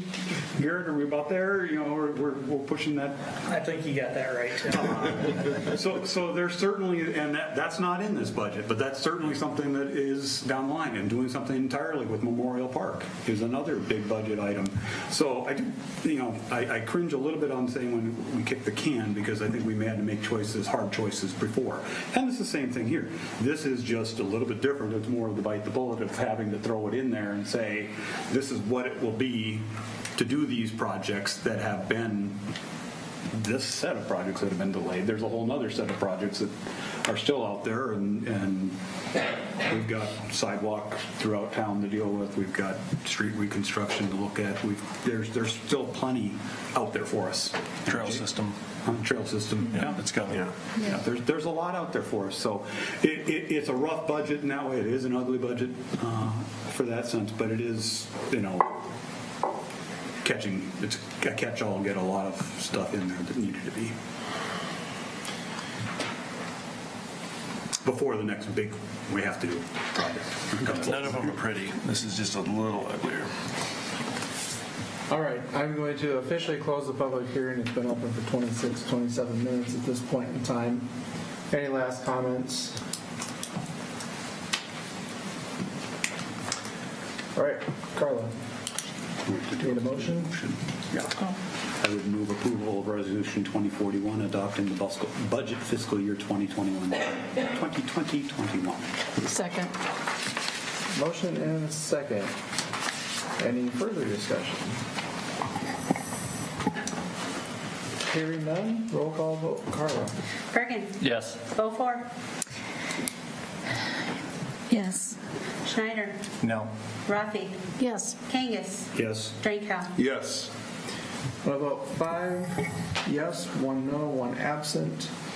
Resolution 20-41 is adopted for the budget fiscal year 2020-2021. Item F, public comments for items not on the agenda this evening. Please limit your comments to 5 minutes unless additional time is granted by the presiding officer. All remarks shall be addressed to the council as a whole and not to any individual member. Any public comments this evening? Seeing nobody jumping up, we'll move on to item G, consent calendar. The following items will be acted upon by voice vote on a single motion without separate discussion unless someone from the council or public requests that a specific item be considered separately. Item 1, pay request from WHKS and Company for the infrastructure modeling water distribution system and sanitary sewer collection system 2019 for the amount of $48,502.98. Item 2, pay request from WHKS and Company for the infrastructure modeling water distribution system and sanitary sewer collection system 2019 for the amount of $4,747.67. Item 3, pay request from WHKS and Company for the WPC facility improvements 2020 for the amount of $27,969.76. Item 4, pay request from WHKS and Company for the WPC Facility Improvements 2020 for the amount of $35,847.36. Item 5, pay request from Schneider and Associates for the 4th Street Southwest Reconstruction 2020 for the amount of $1,911.31. Item 6, pay request from A&R Land Services Incorporated for the Airport Land Acquisition 2012 for the amount of $153.70. Item 7, pay request from McClure Engineering Company for the Airport Runway 29 Extension 2018 for the amount of $2,170.34. Item 8, pay request from McClure Engineering Company for the Airport Obstruction Removal Project 2020 for the amount of $5,050. Item 9, pay request from Stagey Construction Incorporated for the Waverly Senior Housing Building Project for the amount of $169,680.45 to be paid by Waverly Senior Housing. Item 10, pay request from Align Architecture and Planning for the Waverly Senior Housing Building Project for the amount of $3,003.15 to be paid by Waverly Senior Housing. Item 11 is a Class E liquor license for Liquor and Tobacco Outlet. Item 12 is a Class C liquor license for Waverly Golf and Country Club. Item 13 is ownership update for the Waverly Golf and Country Club. Item 14 is a Class C liquor license for El Sol Mexican Restaurant. Item 15 is a native wine permit for Wild Carrot. And finally, item 16 is the cash disbursements for February 2020. Seek a motion. I'll make a motion to approve the consent calendar as read by the mayor. Second. Motion and a second. Any council discussion? Hearing none, all in favor say aye. Aye. Opposed, same sign. Hearing none. Consent calendar is approved. Item H is regular business. The resolution 20-44 is a resolution approving the Iowa DOT City Bridge funding offer for replacement of the 3rd Street Southeast Bridge. Seek a motion, please. I'll move approval of Resolution 20-44, approving the Iowa DOT City Bridge funding offer for replacement of the 3rd Street Southeast Bridge over the Cedar River. Motion Second. and seconded. Council discussion. So what does this actually commit us to do? Does this commit us to do anything? Well, if you're going to build a 2-lane traffic bridge, you're going to want to accept the $1 million. If you choose not to accept it, then I would tell the DOT that you're either not going to do anything for the time being, or you're going to go and do a pedestrian bridge, a single-lane bridge, a demolition, or something different than that. Right now, where we're sitting, and Mike can probably explain it better than I can, we have to let the DOT know, are we in or are we out with this possible funding of $1 million? They wanted to know last month. We've asked them to extend it till tonight, so they want to know by Friday now to get this moving, because there are a list of eligibility, and we are probably top of that list, but if we don't, someone else will, and that's kind of the gist of where we're at. So I don't know, Mike, if you want to speculate a little more on that for us. Yeah, so if the intent is to replace the 3rd Street Bridge with a new 2-lane vehicle bridge before the DOT begins work on the Highway 3 Bremer Avenue Bridge, we need to move forward with this. And as you can see in your agenda packet, have it on the overhead, this is the timeline in order to get that accomplished. So we anticipate that the actual agreement that you would enter into would be here for the May 18th council meeting, and we would also at the same time approve the engineering agreement to begin the design work on the project. Okay, I understand that, Mike, but my question was, what happens if we approve this resolution tonight and then don't go forward with the bridge? Well, at what point in this timeline? Because if we would turn right around and in May bring forward the actual agreement that you would be looking at approving to enter into and to begin the design work on it. Now, these dollars will not fund the design work. They will only fund construction. So if we get into February of next year, like a year from now, is when we had bid the project. And for some reason, the economic situation, the financial situation of the city necessitated postponing the project or pulling the project, that could certainly be done. So anywhere along this timeline, any of these major decision steps, we could still back away from the project if that was what the council wanted to do. Right, but if you want to proceed with a timeline to complete the construction project before Bremer Avenue, we need to begin the process, the design work today. To delay this process a year, so a year from now, having this discussion would not put us in a position to be able to complete a bridge construction project before the Highway 3 bridge was removed. Okay, thank you. That answers my question. Thank you. So if I may here, if we approve this is my take on it, right? It kind of feeds off of your question, Mike's response. If this is approved and there's legwork behind city staff, design work, and those funds are spent between now and May, let's say, there would be a monetary, even with the staff time, more money thrown or allocated towards this situation that may be fruitless, in preparation of having a discussion for a 2-lane and then changing directions and saying we're not doing a 2-lane, we're doing pedestrian, or we're doing just a removal and nothing. Right. So I just want to put that out there that So if we vote for this, kind of what you're saying is if we vote for this, we're essentially moving forward with the 2-lane without even having discussion for what type of bridge that we want. Is that, I guess, my understanding? Because I don't want to put anybody, I don't want to make anybody work if, that's not what. And we've done that before. That's my point with that, is we've turned those wheels before. Twice before. Yes. Exactly. Yeah. And we've spent money. We're actually just finishing up paying off debt on that process on the Green Bridge. And we see what the results of that are. The bridge is closed right now. Can we apply for this again at a different time? You can have it gifted you again in another year. You just will not have the project done before the Bremer Avenue Bridge is completed. It will not be a viable alternate. We won't even do a project at all. Nothing. Yeah, if we don't get this grant. So if you approve this tonight with the intention of doing a 2-lane bridge across the Cedar in that location, and you decide at any point in time to not do that, you will be waiting till after this project is completed before you would do anything additional, because you certainly do not want to do those at the same time. Right.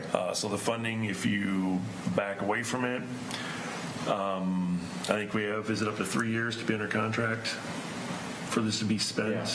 That's what I believe it is. Yeah. But I would hate to be a third time going down this road and then not following through. So I would caution you to not go in with thinking we're just going to back out of it later. Mm-hmm. If we're in, we're in. If you would please do that, because this has not been a good situation to be a third time going through this. Once all the way to bid and canceling, once getting to the point of bidding and vetoing. We cannot keep doing this. So I would ask you, if you're truly wanting to do this, do it. If not, don't. Otherwise, let's not go down this path of messing around by taking it. And we're not quite going to do it. I don't know if I really want to do it. I would ask you, we're in, we're out at this point. That was my point. I wanted to make sure that the members of the council knew exactly what they were voting on. Yes. And that was my understanding also. Thank you. Yeah, if you choose not to do this, you can do some other project some other time, but we will not then borrow for this funding at the time that we go to the bond market, which again, you'll have the first payment less in the second years going forward. If you do, then we will. But again, do not take this lightly, because we need to do something to move forward one way or another. No matter what you do with this, it does not eliminate the opportunity to do a pedestrian or do a simple removal with no replacement of any sort. Whether you approve it or deny it. If we want to have deja vu, right? So if we want to keep, like you said, going to the brink and then backing off, I think that, the feedback I get from people, and it's been all over the map of the feedback I've gotten, again, the most prominent voice is do something. Don't keep the whiplash of trying to figure out what we're going to do. The majority of people that I talk to would like a bridge there that's 2-lane that holds vehicles. Part of the reason is they worry about the downtown merchants when the bridge is closed going over the river here. They worry, they want any way possible for people to get downtown. And I think most people agree that the traffic that comes over that bridge is going to be local traffic for the most part. We have heard from neighbors, and I appreciate people's input. They're concerned about speed limit. They're concerned about truck traffic. I have to say, if a semi ended up on that bridge, I would worry they would be lost. But That'd be the only time they would take that bridge. that's the only time they would take that bridge and wind through the neighborhood. There are, of course, concerns about the road north of there and what we might need to do down the road to make sure that road is solid. There are concerns about flooding. That area of town hopefully will not flood, but if it floods, we need access across that bridge for emergency vehicles, utility trucks, etc. I also think it's been sort of isolating for that part of town. Now, some people like that because there's no traffic. I think Brian said a couple meetings ago the people who live on that street would prefer not to have traffic there if you go one block either way. They want cars on the bridge. I've heard from parents who wish their kids could walk across the bridge to get to Southeast, and they can't. I've heard from people who would like to be able to have that as their recreation trail, to make a loop around the park area. I have, of course, we've all heard from people who would either prefer to have no bridge there or a pedestrian bridge. When you look at the cost of making that pedestrian bridge, I think that's why it failed before. It is an expensive project to not have vehicular traffic go over it. And so even though it's a difficult decision, I think obviously it's difficult. That's why they've gone to the brink and back a couple of times. But, I've looked at the original report on it, and certainly when I ran for office, that was the most common topic, and that was over 2 years ago. And even in that neighborhood, and of course opinions can change, but I was surprised how many people on either side of the river wanted a bridge there that held cars. And so I know that it hasn't been an easy decision, and I certainly respect all the people who have reached out to me about this, but we have to make the decision that we think is best for the city, and especially with the Bremer Avenue Bridge, losing that for a year, I think we should go forward with this. I like your comments about, people, the consensus if we need to do something. And I completely agree that is a consensus. A lot of people are like, we need to do something. However, there's a lot of people I'm hearing, well, I don't want that influx of traffic, a two-lane would bring. And we're saying, well, this is definitely for a 2-lane. So there's really nothing I've seen currently that says a 1-lane, but there's a lot of people saying 1 lane is probably would divert some of the traffic, and they wouldn't get the great influx that a 2-lane would bring. So I hear a lot of people complaining, saying, well, I shouldn't say complaining, they're saying that we're going to increase the traffic by putting a 2-lane and safety concerns. More people are going to drive that road. We're going to have to fix the roads around it. So those are the big concerns with a 2-lane, and they're okay with a 1-lane as well. So that's why I'm questioning this. We can't get this grant if it's a 1-lane. Correct. Am I correct? It has to be DOT standard 2-lane bridge. Okay. I guess I wanted to correct one thing Ann said, that we did agree on a pedestrian, the council did agree on a pedestrian bridge. It did pass 4-3 by the council, but it was vetoed. Yeah. But the council did actually agree, so there was a vote in favor of moving forward with something by the council that didn't have a veto proof, but it was on there. I do disagree with people saying maybe when the Bremer Avenue Bridge is closed, it might bring people downtown, but for the most part, this bridge is going to be a bypass for people that live on the northeast side. They're going to use it to bypass downtown, going out of town so they don't have to go through 3 sets of stoplights downtown and coming back into town so they don't have to go through the same way. So I don't see it as something bringing people into the downtown merchants. I see it as being a bypass for for the downtown area. So I have a real concern about a two-lane being that. I also have a real concern about two-lane and the traffic going through those residential neighborhoods. If it does become passageway for students to go across to Southeast School there, which is necessary. I agree that the families living on that north side getting kids across, that's a hardship to get there, and it would be nice to be able to do that. But again, a two-lane bridge, that becomes, what's the level of traffic, how much traffic is going to be there, how easy is it going to be for kids to crossing there.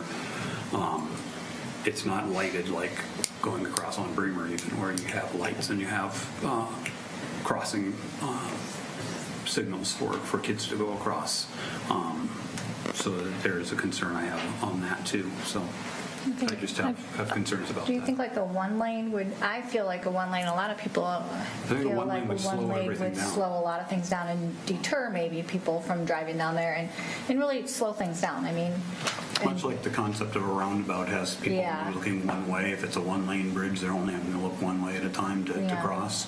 The roundabout, across that part of the road, they only have to look one way for that, hopefully.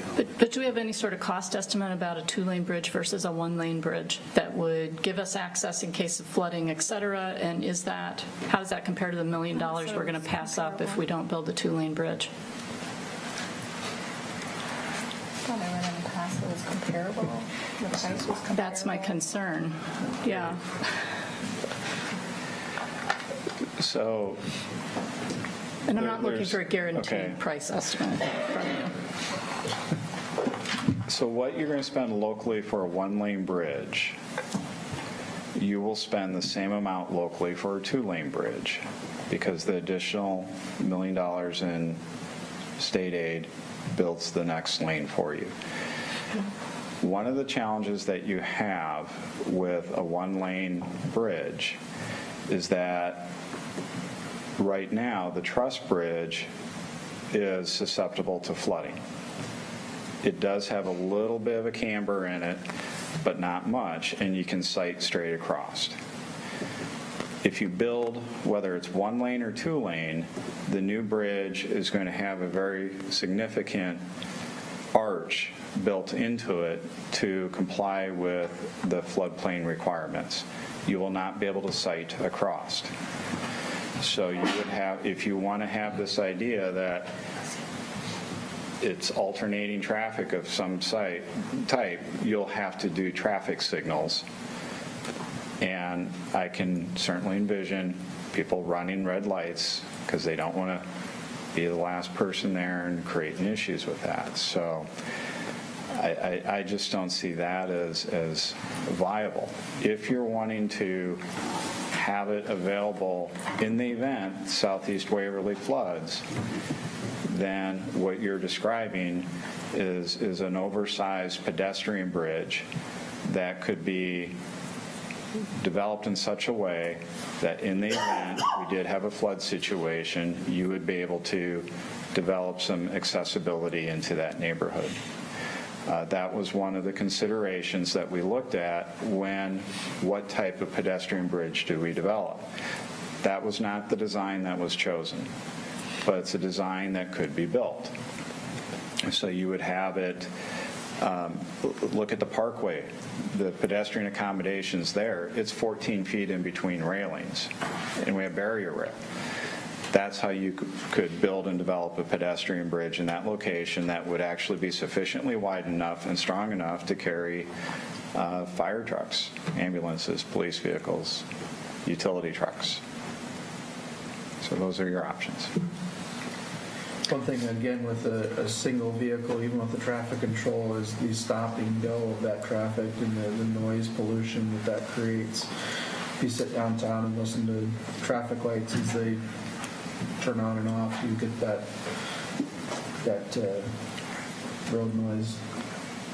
it's another factor not to dismiss.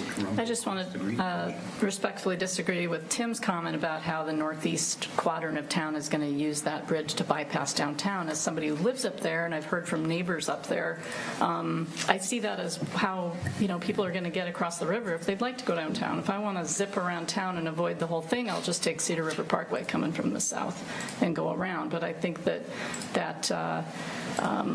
if people want to go to the bank, if they want to go to Tenenbaums, if they want to go to things right there at the end of that street especially, I think we deserve, or the merchants deserve, any access we can give.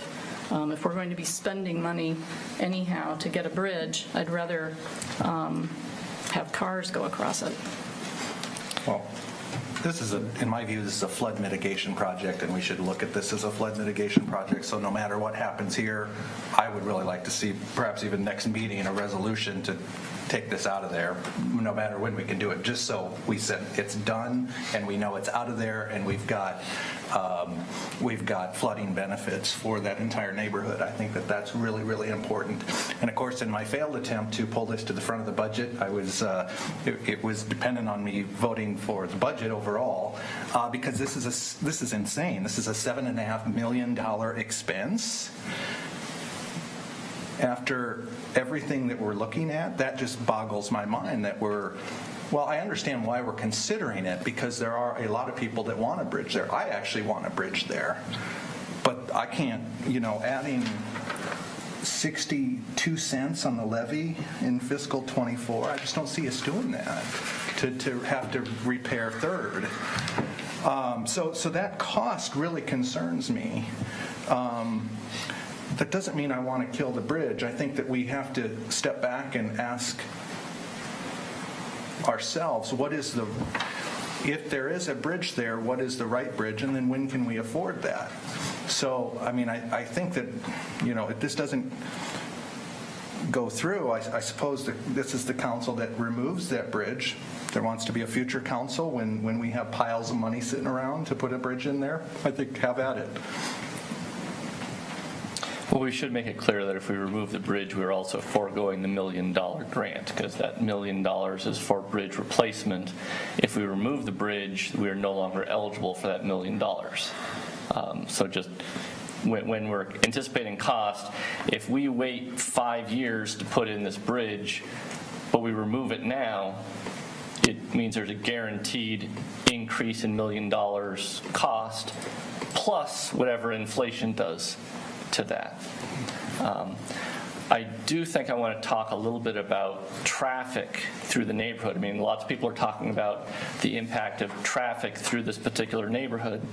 I think we should acknowledge, first of all, that the building of the Cedar Parkway is going to decrease whatever traffic would have gone through there otherwise. If we had replaced this bridge 5 years ago, before the Cedar Parkway bridge was in place, we would be seeing a lot of traffic through this neighborhood. We would see a lot of people who are using this bridge as a bypass for downtown to avoid those 3 signals.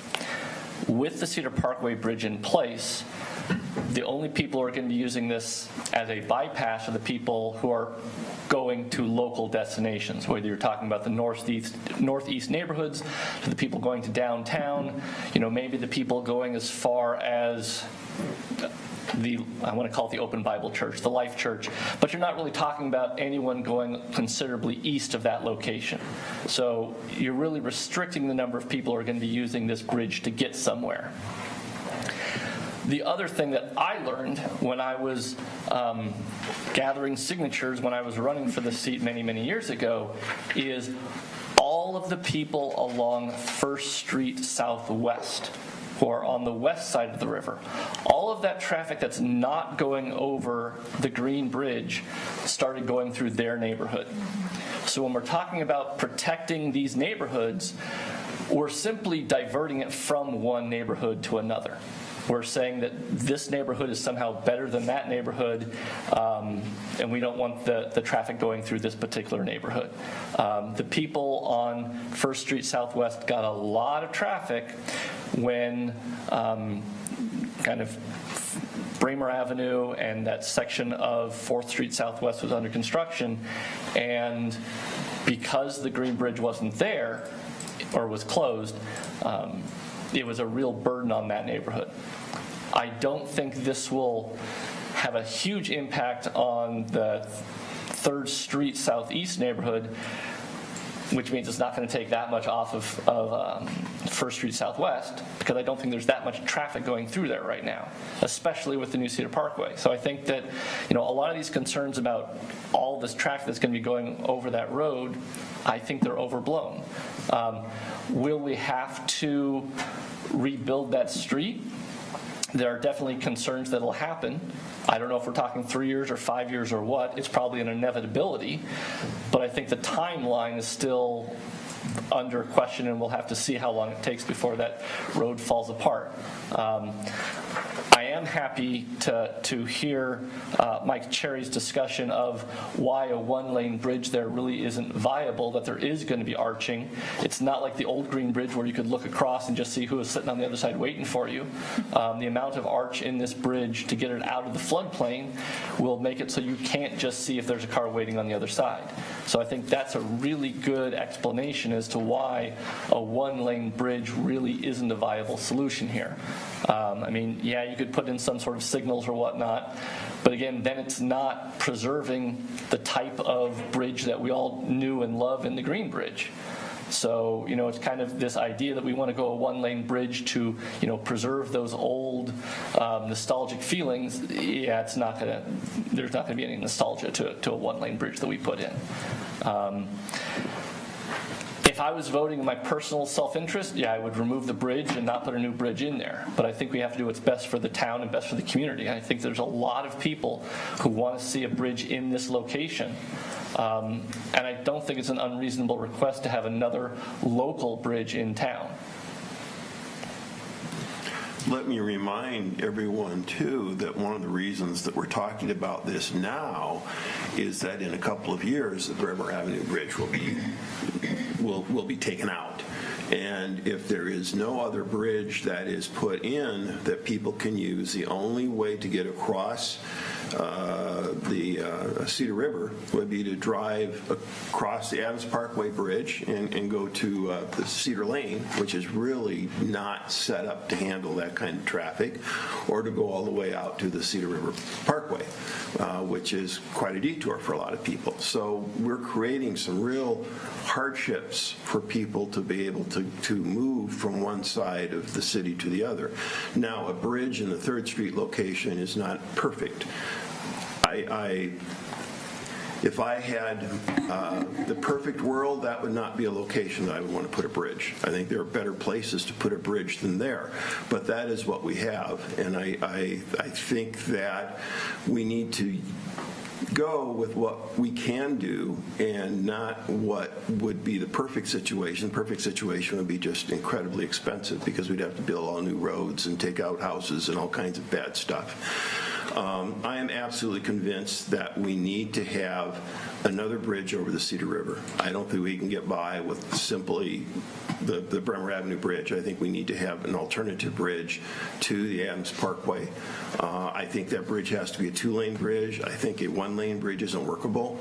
Having a pedestrian bridge that's strengthened enough so cars can go over it, why would we build a pedestrian bridge that people can't drive on? I mean, that to me doesn't make any sense. If we were going to have a pedestrian bridge, it would be something that we can have that would be engineered only to carry people and bicycles and not cars. I have really struggled with this. I would look at doing a cost-benefit analysis. The costs are quite obvious, not only financial costs, but neighborhood issues and traffic issues and all of that. I don't think the traffic is going to be as bad as people say it's going to be. Perhaps while the Bremer Avenue Bridge is closed, there's going to be more traffic, but I think once that reopens, I don't think the traffic would be that onerous. And the benefits are probably not as obvious. I think the benefits are not as obvious to having a bridge in that location than the cost would be. But I'm just absolutely convinced that for access to various parts of the town, for flood issues, for traffic flow, for all kinds of things, Waverly's just not a one-bridge town. We have to have more ways to get across the river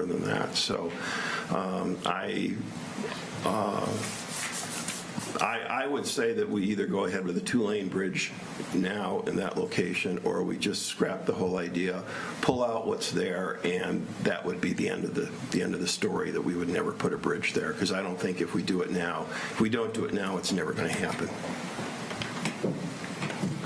I want to bring up and put on the overhead, we've all seen this before, a couple people comment their praises about it, not to pat myself on the back, but it's the reality of what was seen. There we go. That's that. So this, I think I showed during budget session. Now this is just distances from these three locations to the various locations listed below it. Fairly simple. This has nothing to do with time. This is just distance. This is somebody driving from, going from the fire station responding to an incident at Schneider Milling.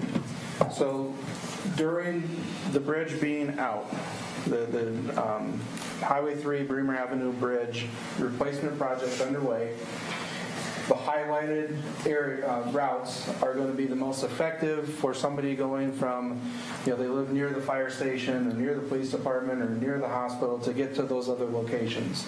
Okay, so you can see there's a huge, or there's a great benefit to having.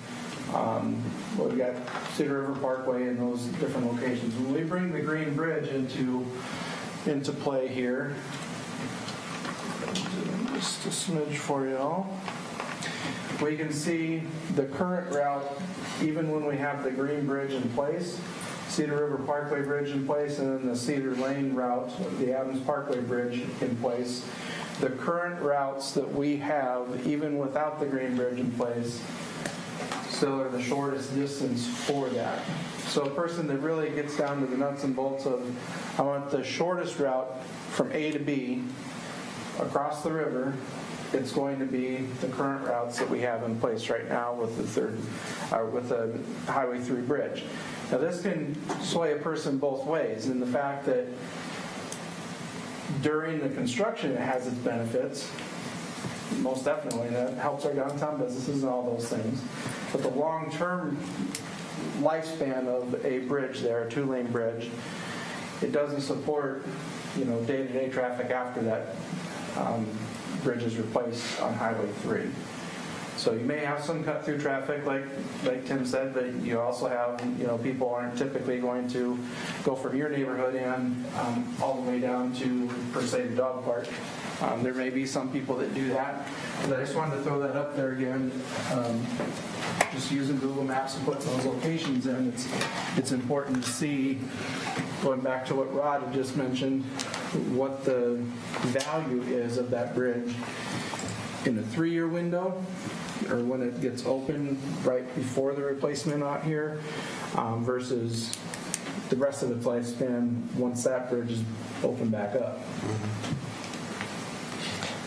One more thing I felt I should add is I am the liaison for the Historical Preservation Commission, and they were not in favor of removing the Green Bridge because of its historical values. So I felt like I do feel a need to represent their views to the council. I appreciate that. I think we've explored some different options of preservation of some form of it. But I think in respect for, like Matt had mentioned, the flood mitigation effort, there's a risk-benefit analysis that definitely needs to have more conversation. So, all right. Any final comments? All right. We have a motion on the table. Go ahead with the roll call vote. Beaufore. Yes. Schneider. No. Rathe. Yes. Kangas. No. Drenkow. Yes. Birgen. Yes. Vote of 4-2 with one absent. Resolution 20-44 is approved.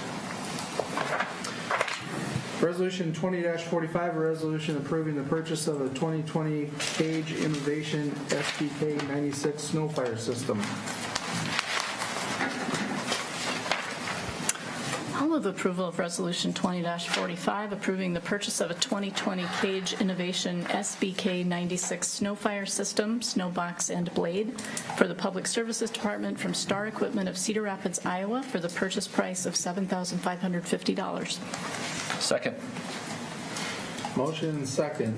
Council discussion. I'll open this up. I watched a pretty impressive video about this thing on YouTube. I'm just hoping this is anticipation for next year. So this is one of those things, if you read the council packet, there was enough money left in budget for the articulating unit that to do this, and the benefits look to be wonderful. So any other discussion here? I just thought it was funny how they say it's going to be softer on the curb, which I doubt it's going to be soft, but perhaps softer. But not soft enough that I put my finger down. Right. It's one of the most aggressive sounding pieces of equipment we've ever bought, I will say that. It looks like it ought to have SBK teeth. 96 snow fire system, it just sounds You should really watch aggressive. and listen to the video. I've seen it, and it's aggressive. Yeah. All right. Roll call vote, Carla. Schneider. Yes. Rathe. Yes. Kangas. Yes. Drenkow. Yes. Bergen. Yes. Beaufore. Yes. Vote of 6-0 with one absent. Resolution 2045 is approved. Resolution 20-46 is a resolution approving the acquisition of a surface and overhead aviation easement and the authority to remove trees from property to enhance the airport safety zone.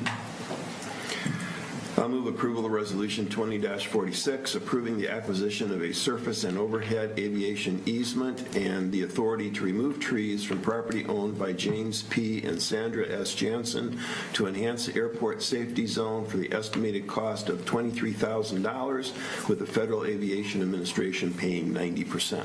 Second. Motion and second, council discussion. I can say that the property owners signed off on this. Mike, do you have anything further than that?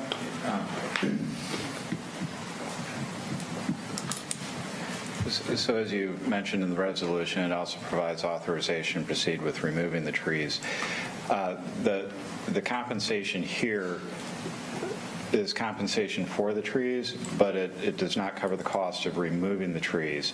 And that would be picked up in the obstruction removal contract, of which we have a change order for that, but the timing is such that you won't see it until April 6th. We have sufficient funds to cover it, both state and local, and that change order is just over $16,000 for the removal. Okay.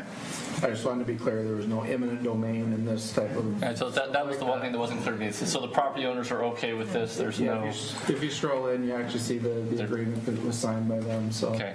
Kind of a height restriction on those trees coming in at the end of that runway, so it was necessary to get them taken out. Okay. And what we added to that is there's about 21 acres that are right off the end of the runway across there, and we've restricted that to no residential. So that particular area could be farmed, could be used for this. You know, they're going to build a new building there. All those things are good for the farm purposes. Be a great wetland project area. No tree farm, though, right? No tree farm. Yeah, well, the problem with the wetlands is the birds. All right, got a motion and a second. Any other discussion? If not, roll call vote, Carla. Beaufore. Yes. Schneider. Yes. Rathe. Yes. Kangas. Yes. Drenkow. Yes. Bergen. Yes. Vote of 6-0 with one absent. Resolution 20-46 is approved. Resolution 20-47, a resolution approving the notice of intent to withdraw from the 2080 agreement and the withdrawal from membership between the Iowa Governmental Healthcare Pool and the City of Waverly. I'll make a motion to approve Resolution 2047, approving the notice of intent to withdraw from 28E agreement and the withdrawal from membership between the Iowa Governmental Healthcare Pool and the City of Waverly. Second. Motion and second. I will, James, is there any? We just want out. We're tired of paying 9-10% a year, no matter what our claims history is. I mean, Abby can speak to this as well. We've worked with PDCM Insurance. It was hired a few years ago as our consultant.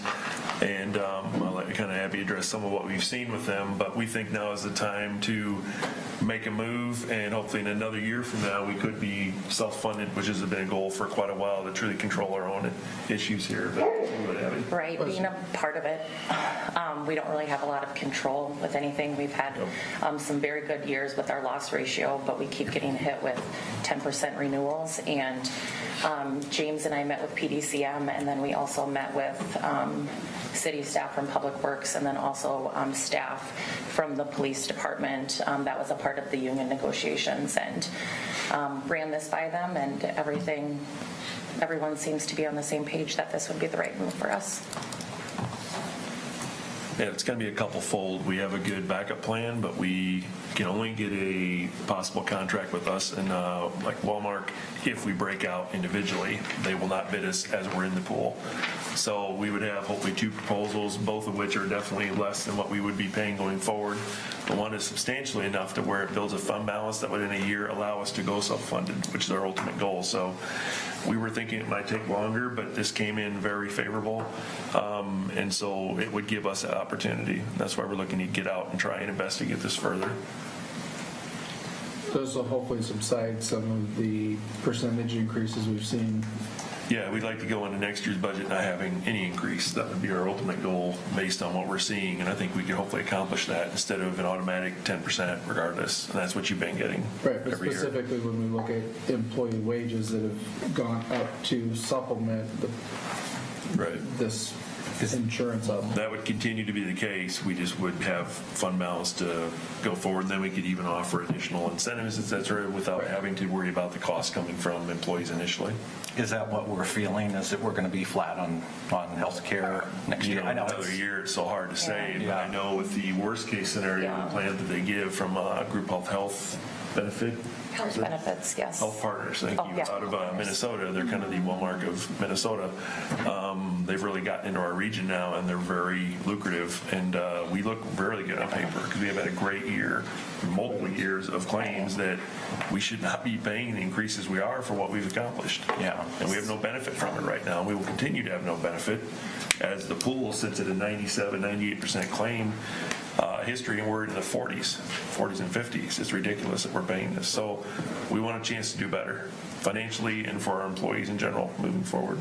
It's painful to see the wage increases all get chewed up by healthcare, and it's obviously city employees. That's why they're where they are, because the offset is almost all of it, and that's why when we talk about wages, that's not really the case in this next 2-3 years.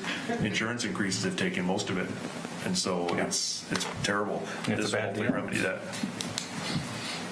I think too that we don't have a lot of control being in the trust. You know, we'll go to the renewal meetings and they'll hit us with, oh, your out-of-pocket maximum for the plan is going to increase by X amount.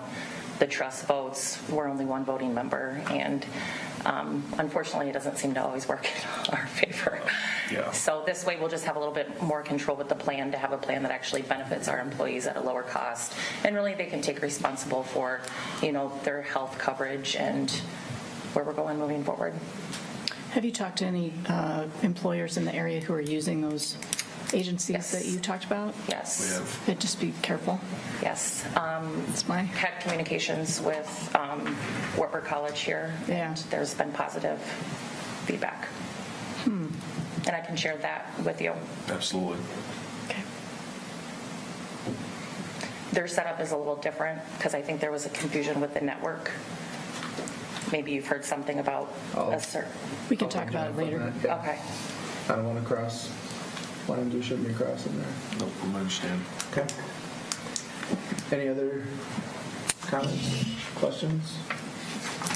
All right, roll call vote. Carla. Birgen. Yes. Beaufore. Yes. Schneider. Yes. Rathe. Yes. Kangas. Yes. Drenkow. Yes. Vote of 6 yes, 0 no, 1 absent. Resolution 2047 is approved. Item I is reports from boards and commissions. Item 1, Board of Adjustments minutes from November 11th, 2019. Item 2 is Ball Diamond Task Force minutes from November 25th, 2019. Ball Diamond Task Force minutes from January 20th, 2020. Number 4 is Historic Preservation Commission minutes from January 27th of 2020. Item 5 is Planning and Zoning Commission minutes from February 6th, 2020. Item 6 is Bremer Waverly Law Board minutes, February 10th of 2020. Item 7 is the monthly financials of February 2020. And item 8 is the senior calendar for March of 2020. All received into record. Item J is staff updates. I'm going to open up with Garrett, if I may. With all due respect, sir, nothing to Garrett. I think I'd like to start with the hospital employees who've been sitting here for 2 hours and 15 minutes to wait to talk to us. Library. Excuse me. You know, Jesus. I'm sorry. You see how late it is? I'm starting to see things here. Yes. Thank you, Bethany. Yes, no problem. So, as James said, I'm Bethany Nelson. I'm the Information Services Librarian at the library. And with me tonight is Chris Fagery, who's our Outreach Librarian. So as I hope you all know, per my email earlier today, the library has made the difficult decision to close beginning tomorrow, to close the building to the public. So, you know, this was not a decision we came to lightly. Under usual circumstances, we love the commingling of ages and people from all over the community in the building, but, you know, these are not usual circumstances, so we are going ahead with a closure beginning tomorrow. I think, you know, with situations like this where we have a little precedent, it's really important to stay in communication with each other. So I'm really just here tonight with Chris to answer any questions you might have moving forward, anything you want to know about our upcoming closure. Will the drive-through be available for checkout? That is one of the things we are discussing as a staff tomorrow. The main thing was to get the building closed, get people out of that shared space situation, and then tomorrow we're planning to have some really good talks as a staff to see what we can best do to serve the public while keeping everyone safe. So that's one of definitely the big points that we'll discuss tomorrow. And my understanding is that you don't want people to use the return windows. Yeah, we did establish a temporary quarantine system as of, I believe, Friday, where we were keeping books on shelving behind the desk for 4 days just as a precautionary measure, but we are quickly running out of room and it's becoming a less and less feasible option. So assessing that and risk to staff, we decided to go ahead and close return bins so patrons are encouraged to keep their materials at home.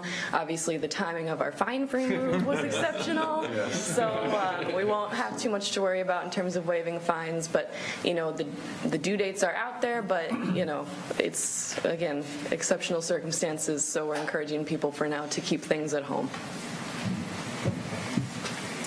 Do you have a time frame anticipated how long this closure will occur? Or be We are going, you know, till further notice. It's such a fluid situation, changing day by day. You know, we'll keep an eye definitely on what the schools decide and what other local institutions decide, and we'll make decisions as the situation evolves.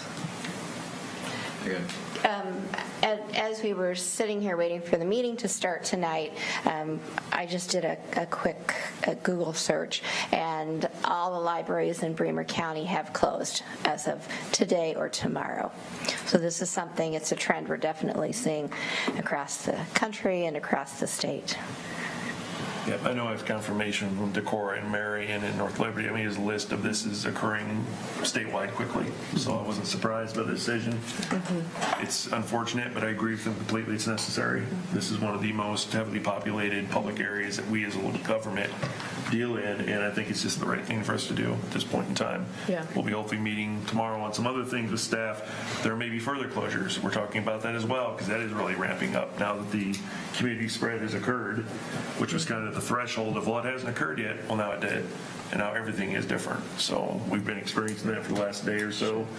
updates every other hour. It's just moving so fast. Yeah, and we are, we're maintaining our reference services, so we will still be that public institution that people can refer to for, credible information.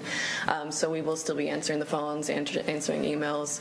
So, we're not disappearing into the night. We're still there, and we're exploring lots of other options of remote programming and online programming that we can do to continue staying engaged with the public, continue, keeping kids learning and excited about literacy. So in a way, we're excited about the possibilities moving forward. We're a pretty creative staff. So, I think we will make a lot of good plans starting tomorrow.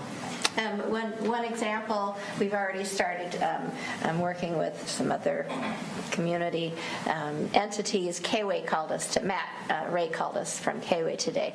And so Ryan Webster and I are going to go up to the station tomorrow and record some books. And so basically, Matt's excited about having some regular recordings of children's books and chapter books. And kind of a neat thing that's happening is that there are authors all over the world who are releasing their copyright privileges, because that's been an issue, reading books over the public airways. And so these authors are releasing their copyright privileges so that libraries and schools can keep children entertained and educated during these unprecedented times.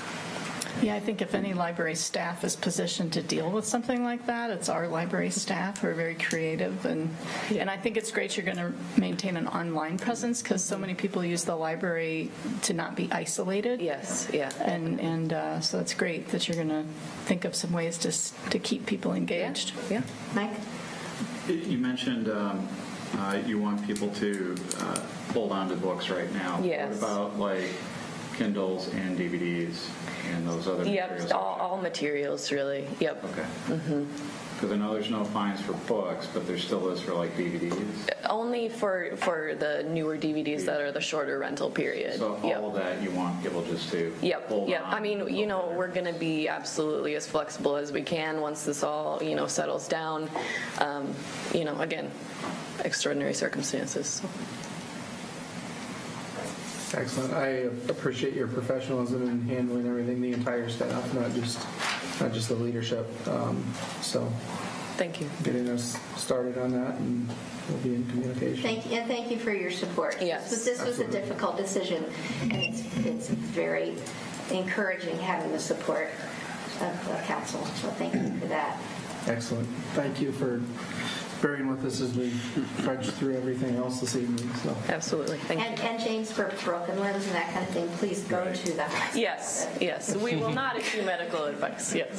For partial amnesia, I'll head there too. Yeah, so thank you for that. He's working on that. Now, Garrett. All right, and I got a list of things for you tonight. Oh boy.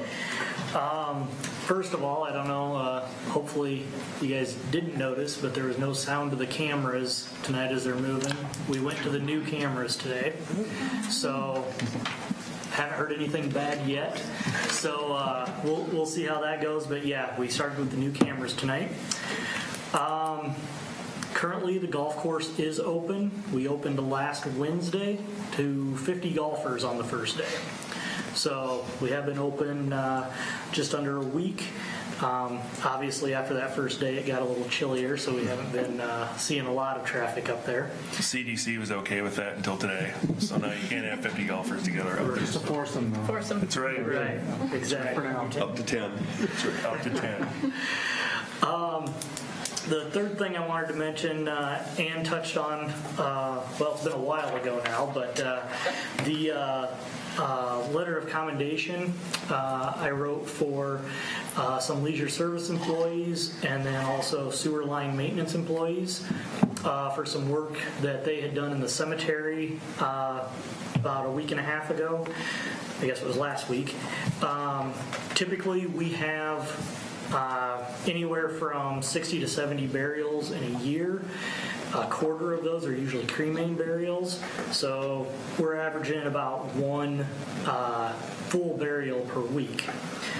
Over the span of 4 days, we had 6 full burials in not great conditions, because we're in that time when the ground started out, still had frost in it, partially frozen, all the graves had to be thawed, and then when we got to Monday, everything was soft and equipment sinking in, and we ran into a little problem with the vault company with their equipment, and the leisure services departments, including vegetation, parks, and the cemetery, and then also, again, sewer line maintenance, all kind of came together, took care of helping with their equipment, and making sure that all 6 graves were able to, 1, be dug, 2, all 6 burials were able to happen. They did a great job, is what it comes down to. I can't even go on to say enough as to everything that happened for them, but they all came together and did great. It was nice to see the departments working together. That's something that we do a lot of here in the city, because none of us have enough, not resources, but like we have to use the backhoes from the sewer line maintenance division. So it was really nice to see everything come together. The folks that I want to mention are John Karstens, Paul Cheville, Eric Shares, Patrick Rincliffe, Mike Gabi, and Corey Buss for that work that they did for that week in the cemetery. So thank you to them. Thank you, Garrett. And I do have one more thing, of course. I had received word late in the day today that the W is still open. There's some restrictions that they have they're going to be putting in place on Wednesday. And just a quick recap, these will be posted by them, but the restrictions that they are going to have are individuals in the building under 18 years of age need to be accompanied by a parent or guardian. Previously purchased day passes will be honored, but no new ones will be sold until further notice. Guests who have purchased class passes will be able to attend the class unless the class sizes become too large based on the current recommendations. They are still looking at some child care modifications. Those will be coming at a later time. And then they are looking at modifying hours of the facility, including the pool, and then all the other areas of the W. So those should all be posted on their website. All right, Mike. I got bumped this morning from K-Way, so... You're welcome. I gave you the morning off. Thanks. Sorry. I do have a couple things related to our yard waste operations. So the yard waste facility will open on Monday, March 30th. Okay. That's when we'll start receiving materials, when you can do your garden cleaning and stuff like that. However, we are making deliveries. So we're in the process of getting our house in order for when we're going to start receiving materials the 30th. So if you're interested in getting the kids out of the house, spreading some wood mulch or spreading some compost, we'll make a delivery for you. So you need to call Public Services at 352-6247 to make those arrangements. Additionally, we have temporary dumpsters available for spring cleaning. So, again, you put the kids to work cleaning out their rooms, cleaning up the house, and you can rent a temporary dumpster for that spring cleaning from Public Services. Again, give us a call at 352-6247, and we'll be there to help you out. Excellent ideas. What do you have to say? Any other staff? I think it's all we have right now, sir. On this, I'll discuss the study session opportunities, if you'd like. Yeah, we are currently considering canceling the study session for Monday the 23rd, along the lines of what the library just told us, the hospital. These things may continue on. We may go even further. Again, we're going to try and meet tomorrow with staff, et cetera, and some key people to try and figure this out. By canceling the study session, again, we don't have it on the agenda tonight. This is all happening very, very quickly. I think the mayor has the emergency power to do this. We would like to ask you to do that because then our next meeting will not be until April 6th because of the 5th week, and that gives us a little bit of time to reset, readjust, get our own house in order, as Mike was saying, on our internal situation, where we are staffing, our backup, our resources, what we can do as the spread of the coronavirus continues in the state of Iowa, as we're getting more information in, it's continuing to spread. So unless there's issue from council, I would ask you, Mayor, to consider using that authority to cancel that meeting. We had a few items on there that we can certainly reach out to those individuals and explain the situation to them, and of course reschedule to a later time. But I think it will help us get a little reprieve to try and get everything back to square one and start moving forward with a new endeavor besides the budget, which thank God you approved it tonight. We have other things we have to adjust and start moving forward with. So that is, I guess, our request ultimately is for you to do that. Yeah, and like we discussed, putting those things on the agenda for the council to vote to do that is not necessarily necessary to do that. Because they can not have a meeting by a lack of quorum, just telling people not to show up. Correct. So just keep that in mind, that it's more or less a decision that I don't want to anyway think my ego is ahead of me for making that decision under that authority. So council comments, we'll start with Brian. So normally I would invite people to join me for a beer after the meeting, but with the quarantine, I'm going to just leave my case of Corona at home. Gonna go drink alone, I guess. Don't try to meet me at the bar after this city council meeting. That's all I'm saying. So you want them coming to your house? Only if they want. Well, I don't know. Less than 10. Keep my case of Corona to myself. Less than 10. Heather? So I was ill last time we met, and so I did the right thing and I stayed home. But I also then missed the deadline for, I wanted to share with everybody the Waverly Area Veterans Tribute. They do have these beautiful bricks that you can buy and place at the tribute. I bought one from my mom years ago, and I'm probably going to get one for my husband and my son as well. So they do order. The deadline was actually March 15 to order them, but I think that if you call and ask, maybe you can still order one. I don't quote me on that in case he gets mad.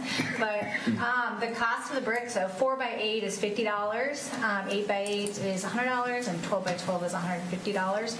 I got my mom one years ago. It's still in pristine shape, and you can call Carl Benning or get online and fill out and mail a form if you want to order one. So. Excellent. Ann? I just want to give compliments to the police force. I got a nice compliment about the Citizens Police Academy from someone who's participating. Said they were learning a lot, and they thought very highly of the staff. So kudos to you guys. Brad? I don't want to get out in front of what your comments, Mr. Mayor, are going to be about the coronavirus issue, but I just am happy to see the city getting out in front of this. Thank you. It'll be a group discussion, so thank you. Matt? Tim? Doing well. Doing well? Okay.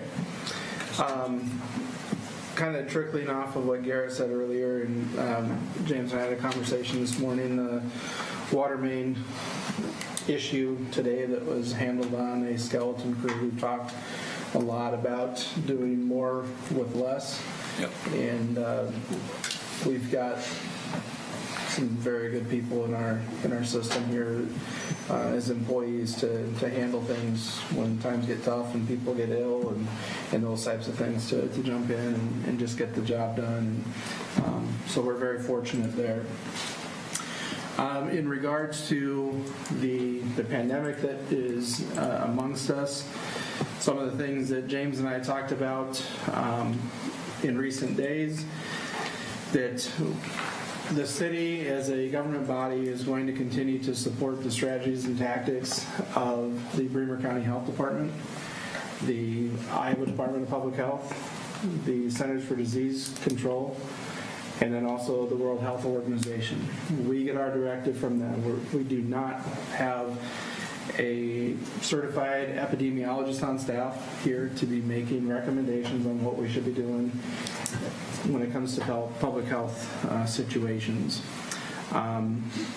Another focus, not in any true particular order, but I think it ranks right up there, is to maintain law and order. That's a common goal in any emergency situation. Obviously, continue to provide clean water, treat contaminated water, remove refuge, garbage, maintain our infrastructure of roads, bridges, buildings, and facilities so that they are accessible and usable, and then coordinate as necessary with our local public and private partners to determine strategies and implement tactics that will aid in the continuity of operations within our community. So it's not just to keep the city operational, but try to keep as much of our city as operational as possible. That's what a great continuity of operations plan does, and it takes everybody's efforts to do so. So those are my goals that I have, or our goals that James and I added a couple more in there and broke it down a little bit further than that. Some of the things that are being taken on, this isn't an original statement from me. I came across it amongst a bazillion things that are out there, but I think it stands true that everything we do before a pandemic will seem alarmist, and everything we do after will seem inadequate. So we're trying to find the balance between doing both things, okay? So closing the library, for instance. We don't have a case here in Bremer County yet. That kind of thing might seem alarmist to close the library. But for good reason, we don't want to chase this either. So, yes, I see the importance of our library being open as much as possible. I think there's a limit to testing, sir. We don't have any case that we know of. Exactly. That's the biggest concern we have right now. We don't have a confirmed case here. Correct. It should be corrected there. Thank you. Yes, sir. As always, we'll keep you up to date regarding changes to city operations. Please follow the city's Facebook page and remain vigilant for changes that may occur rather quickly as the pandemic environment changes. It's an ever-evolving situation that is amongst us. I would anticipate that the council will discuss the probability of the March 23rd council study session. I'll take that into consideration too. I'm just going to make that decision now that we will not be having the March 23rd City Council meeting.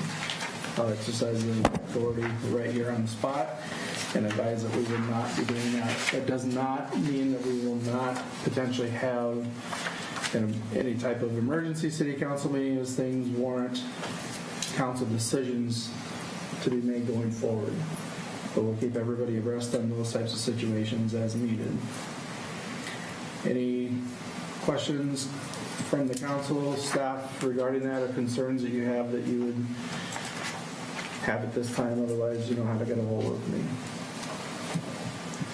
And did not forget about you, Emily. I just wanted you to be able to take it all in. Well, no, this is your last meeting too. Yeah. So. This is your last meeting. Okay, so I've had a lot of lasts recently, so it's been great. But yeah, thank you for having me. I really do appreciate it. Absolutely. So with that, I'll seek a motion to adjourn. I'll make a motion to adjourn. Motion second, all in favor, say aye. Aye. Opposed, the same sign. We are adjourned. Thank you.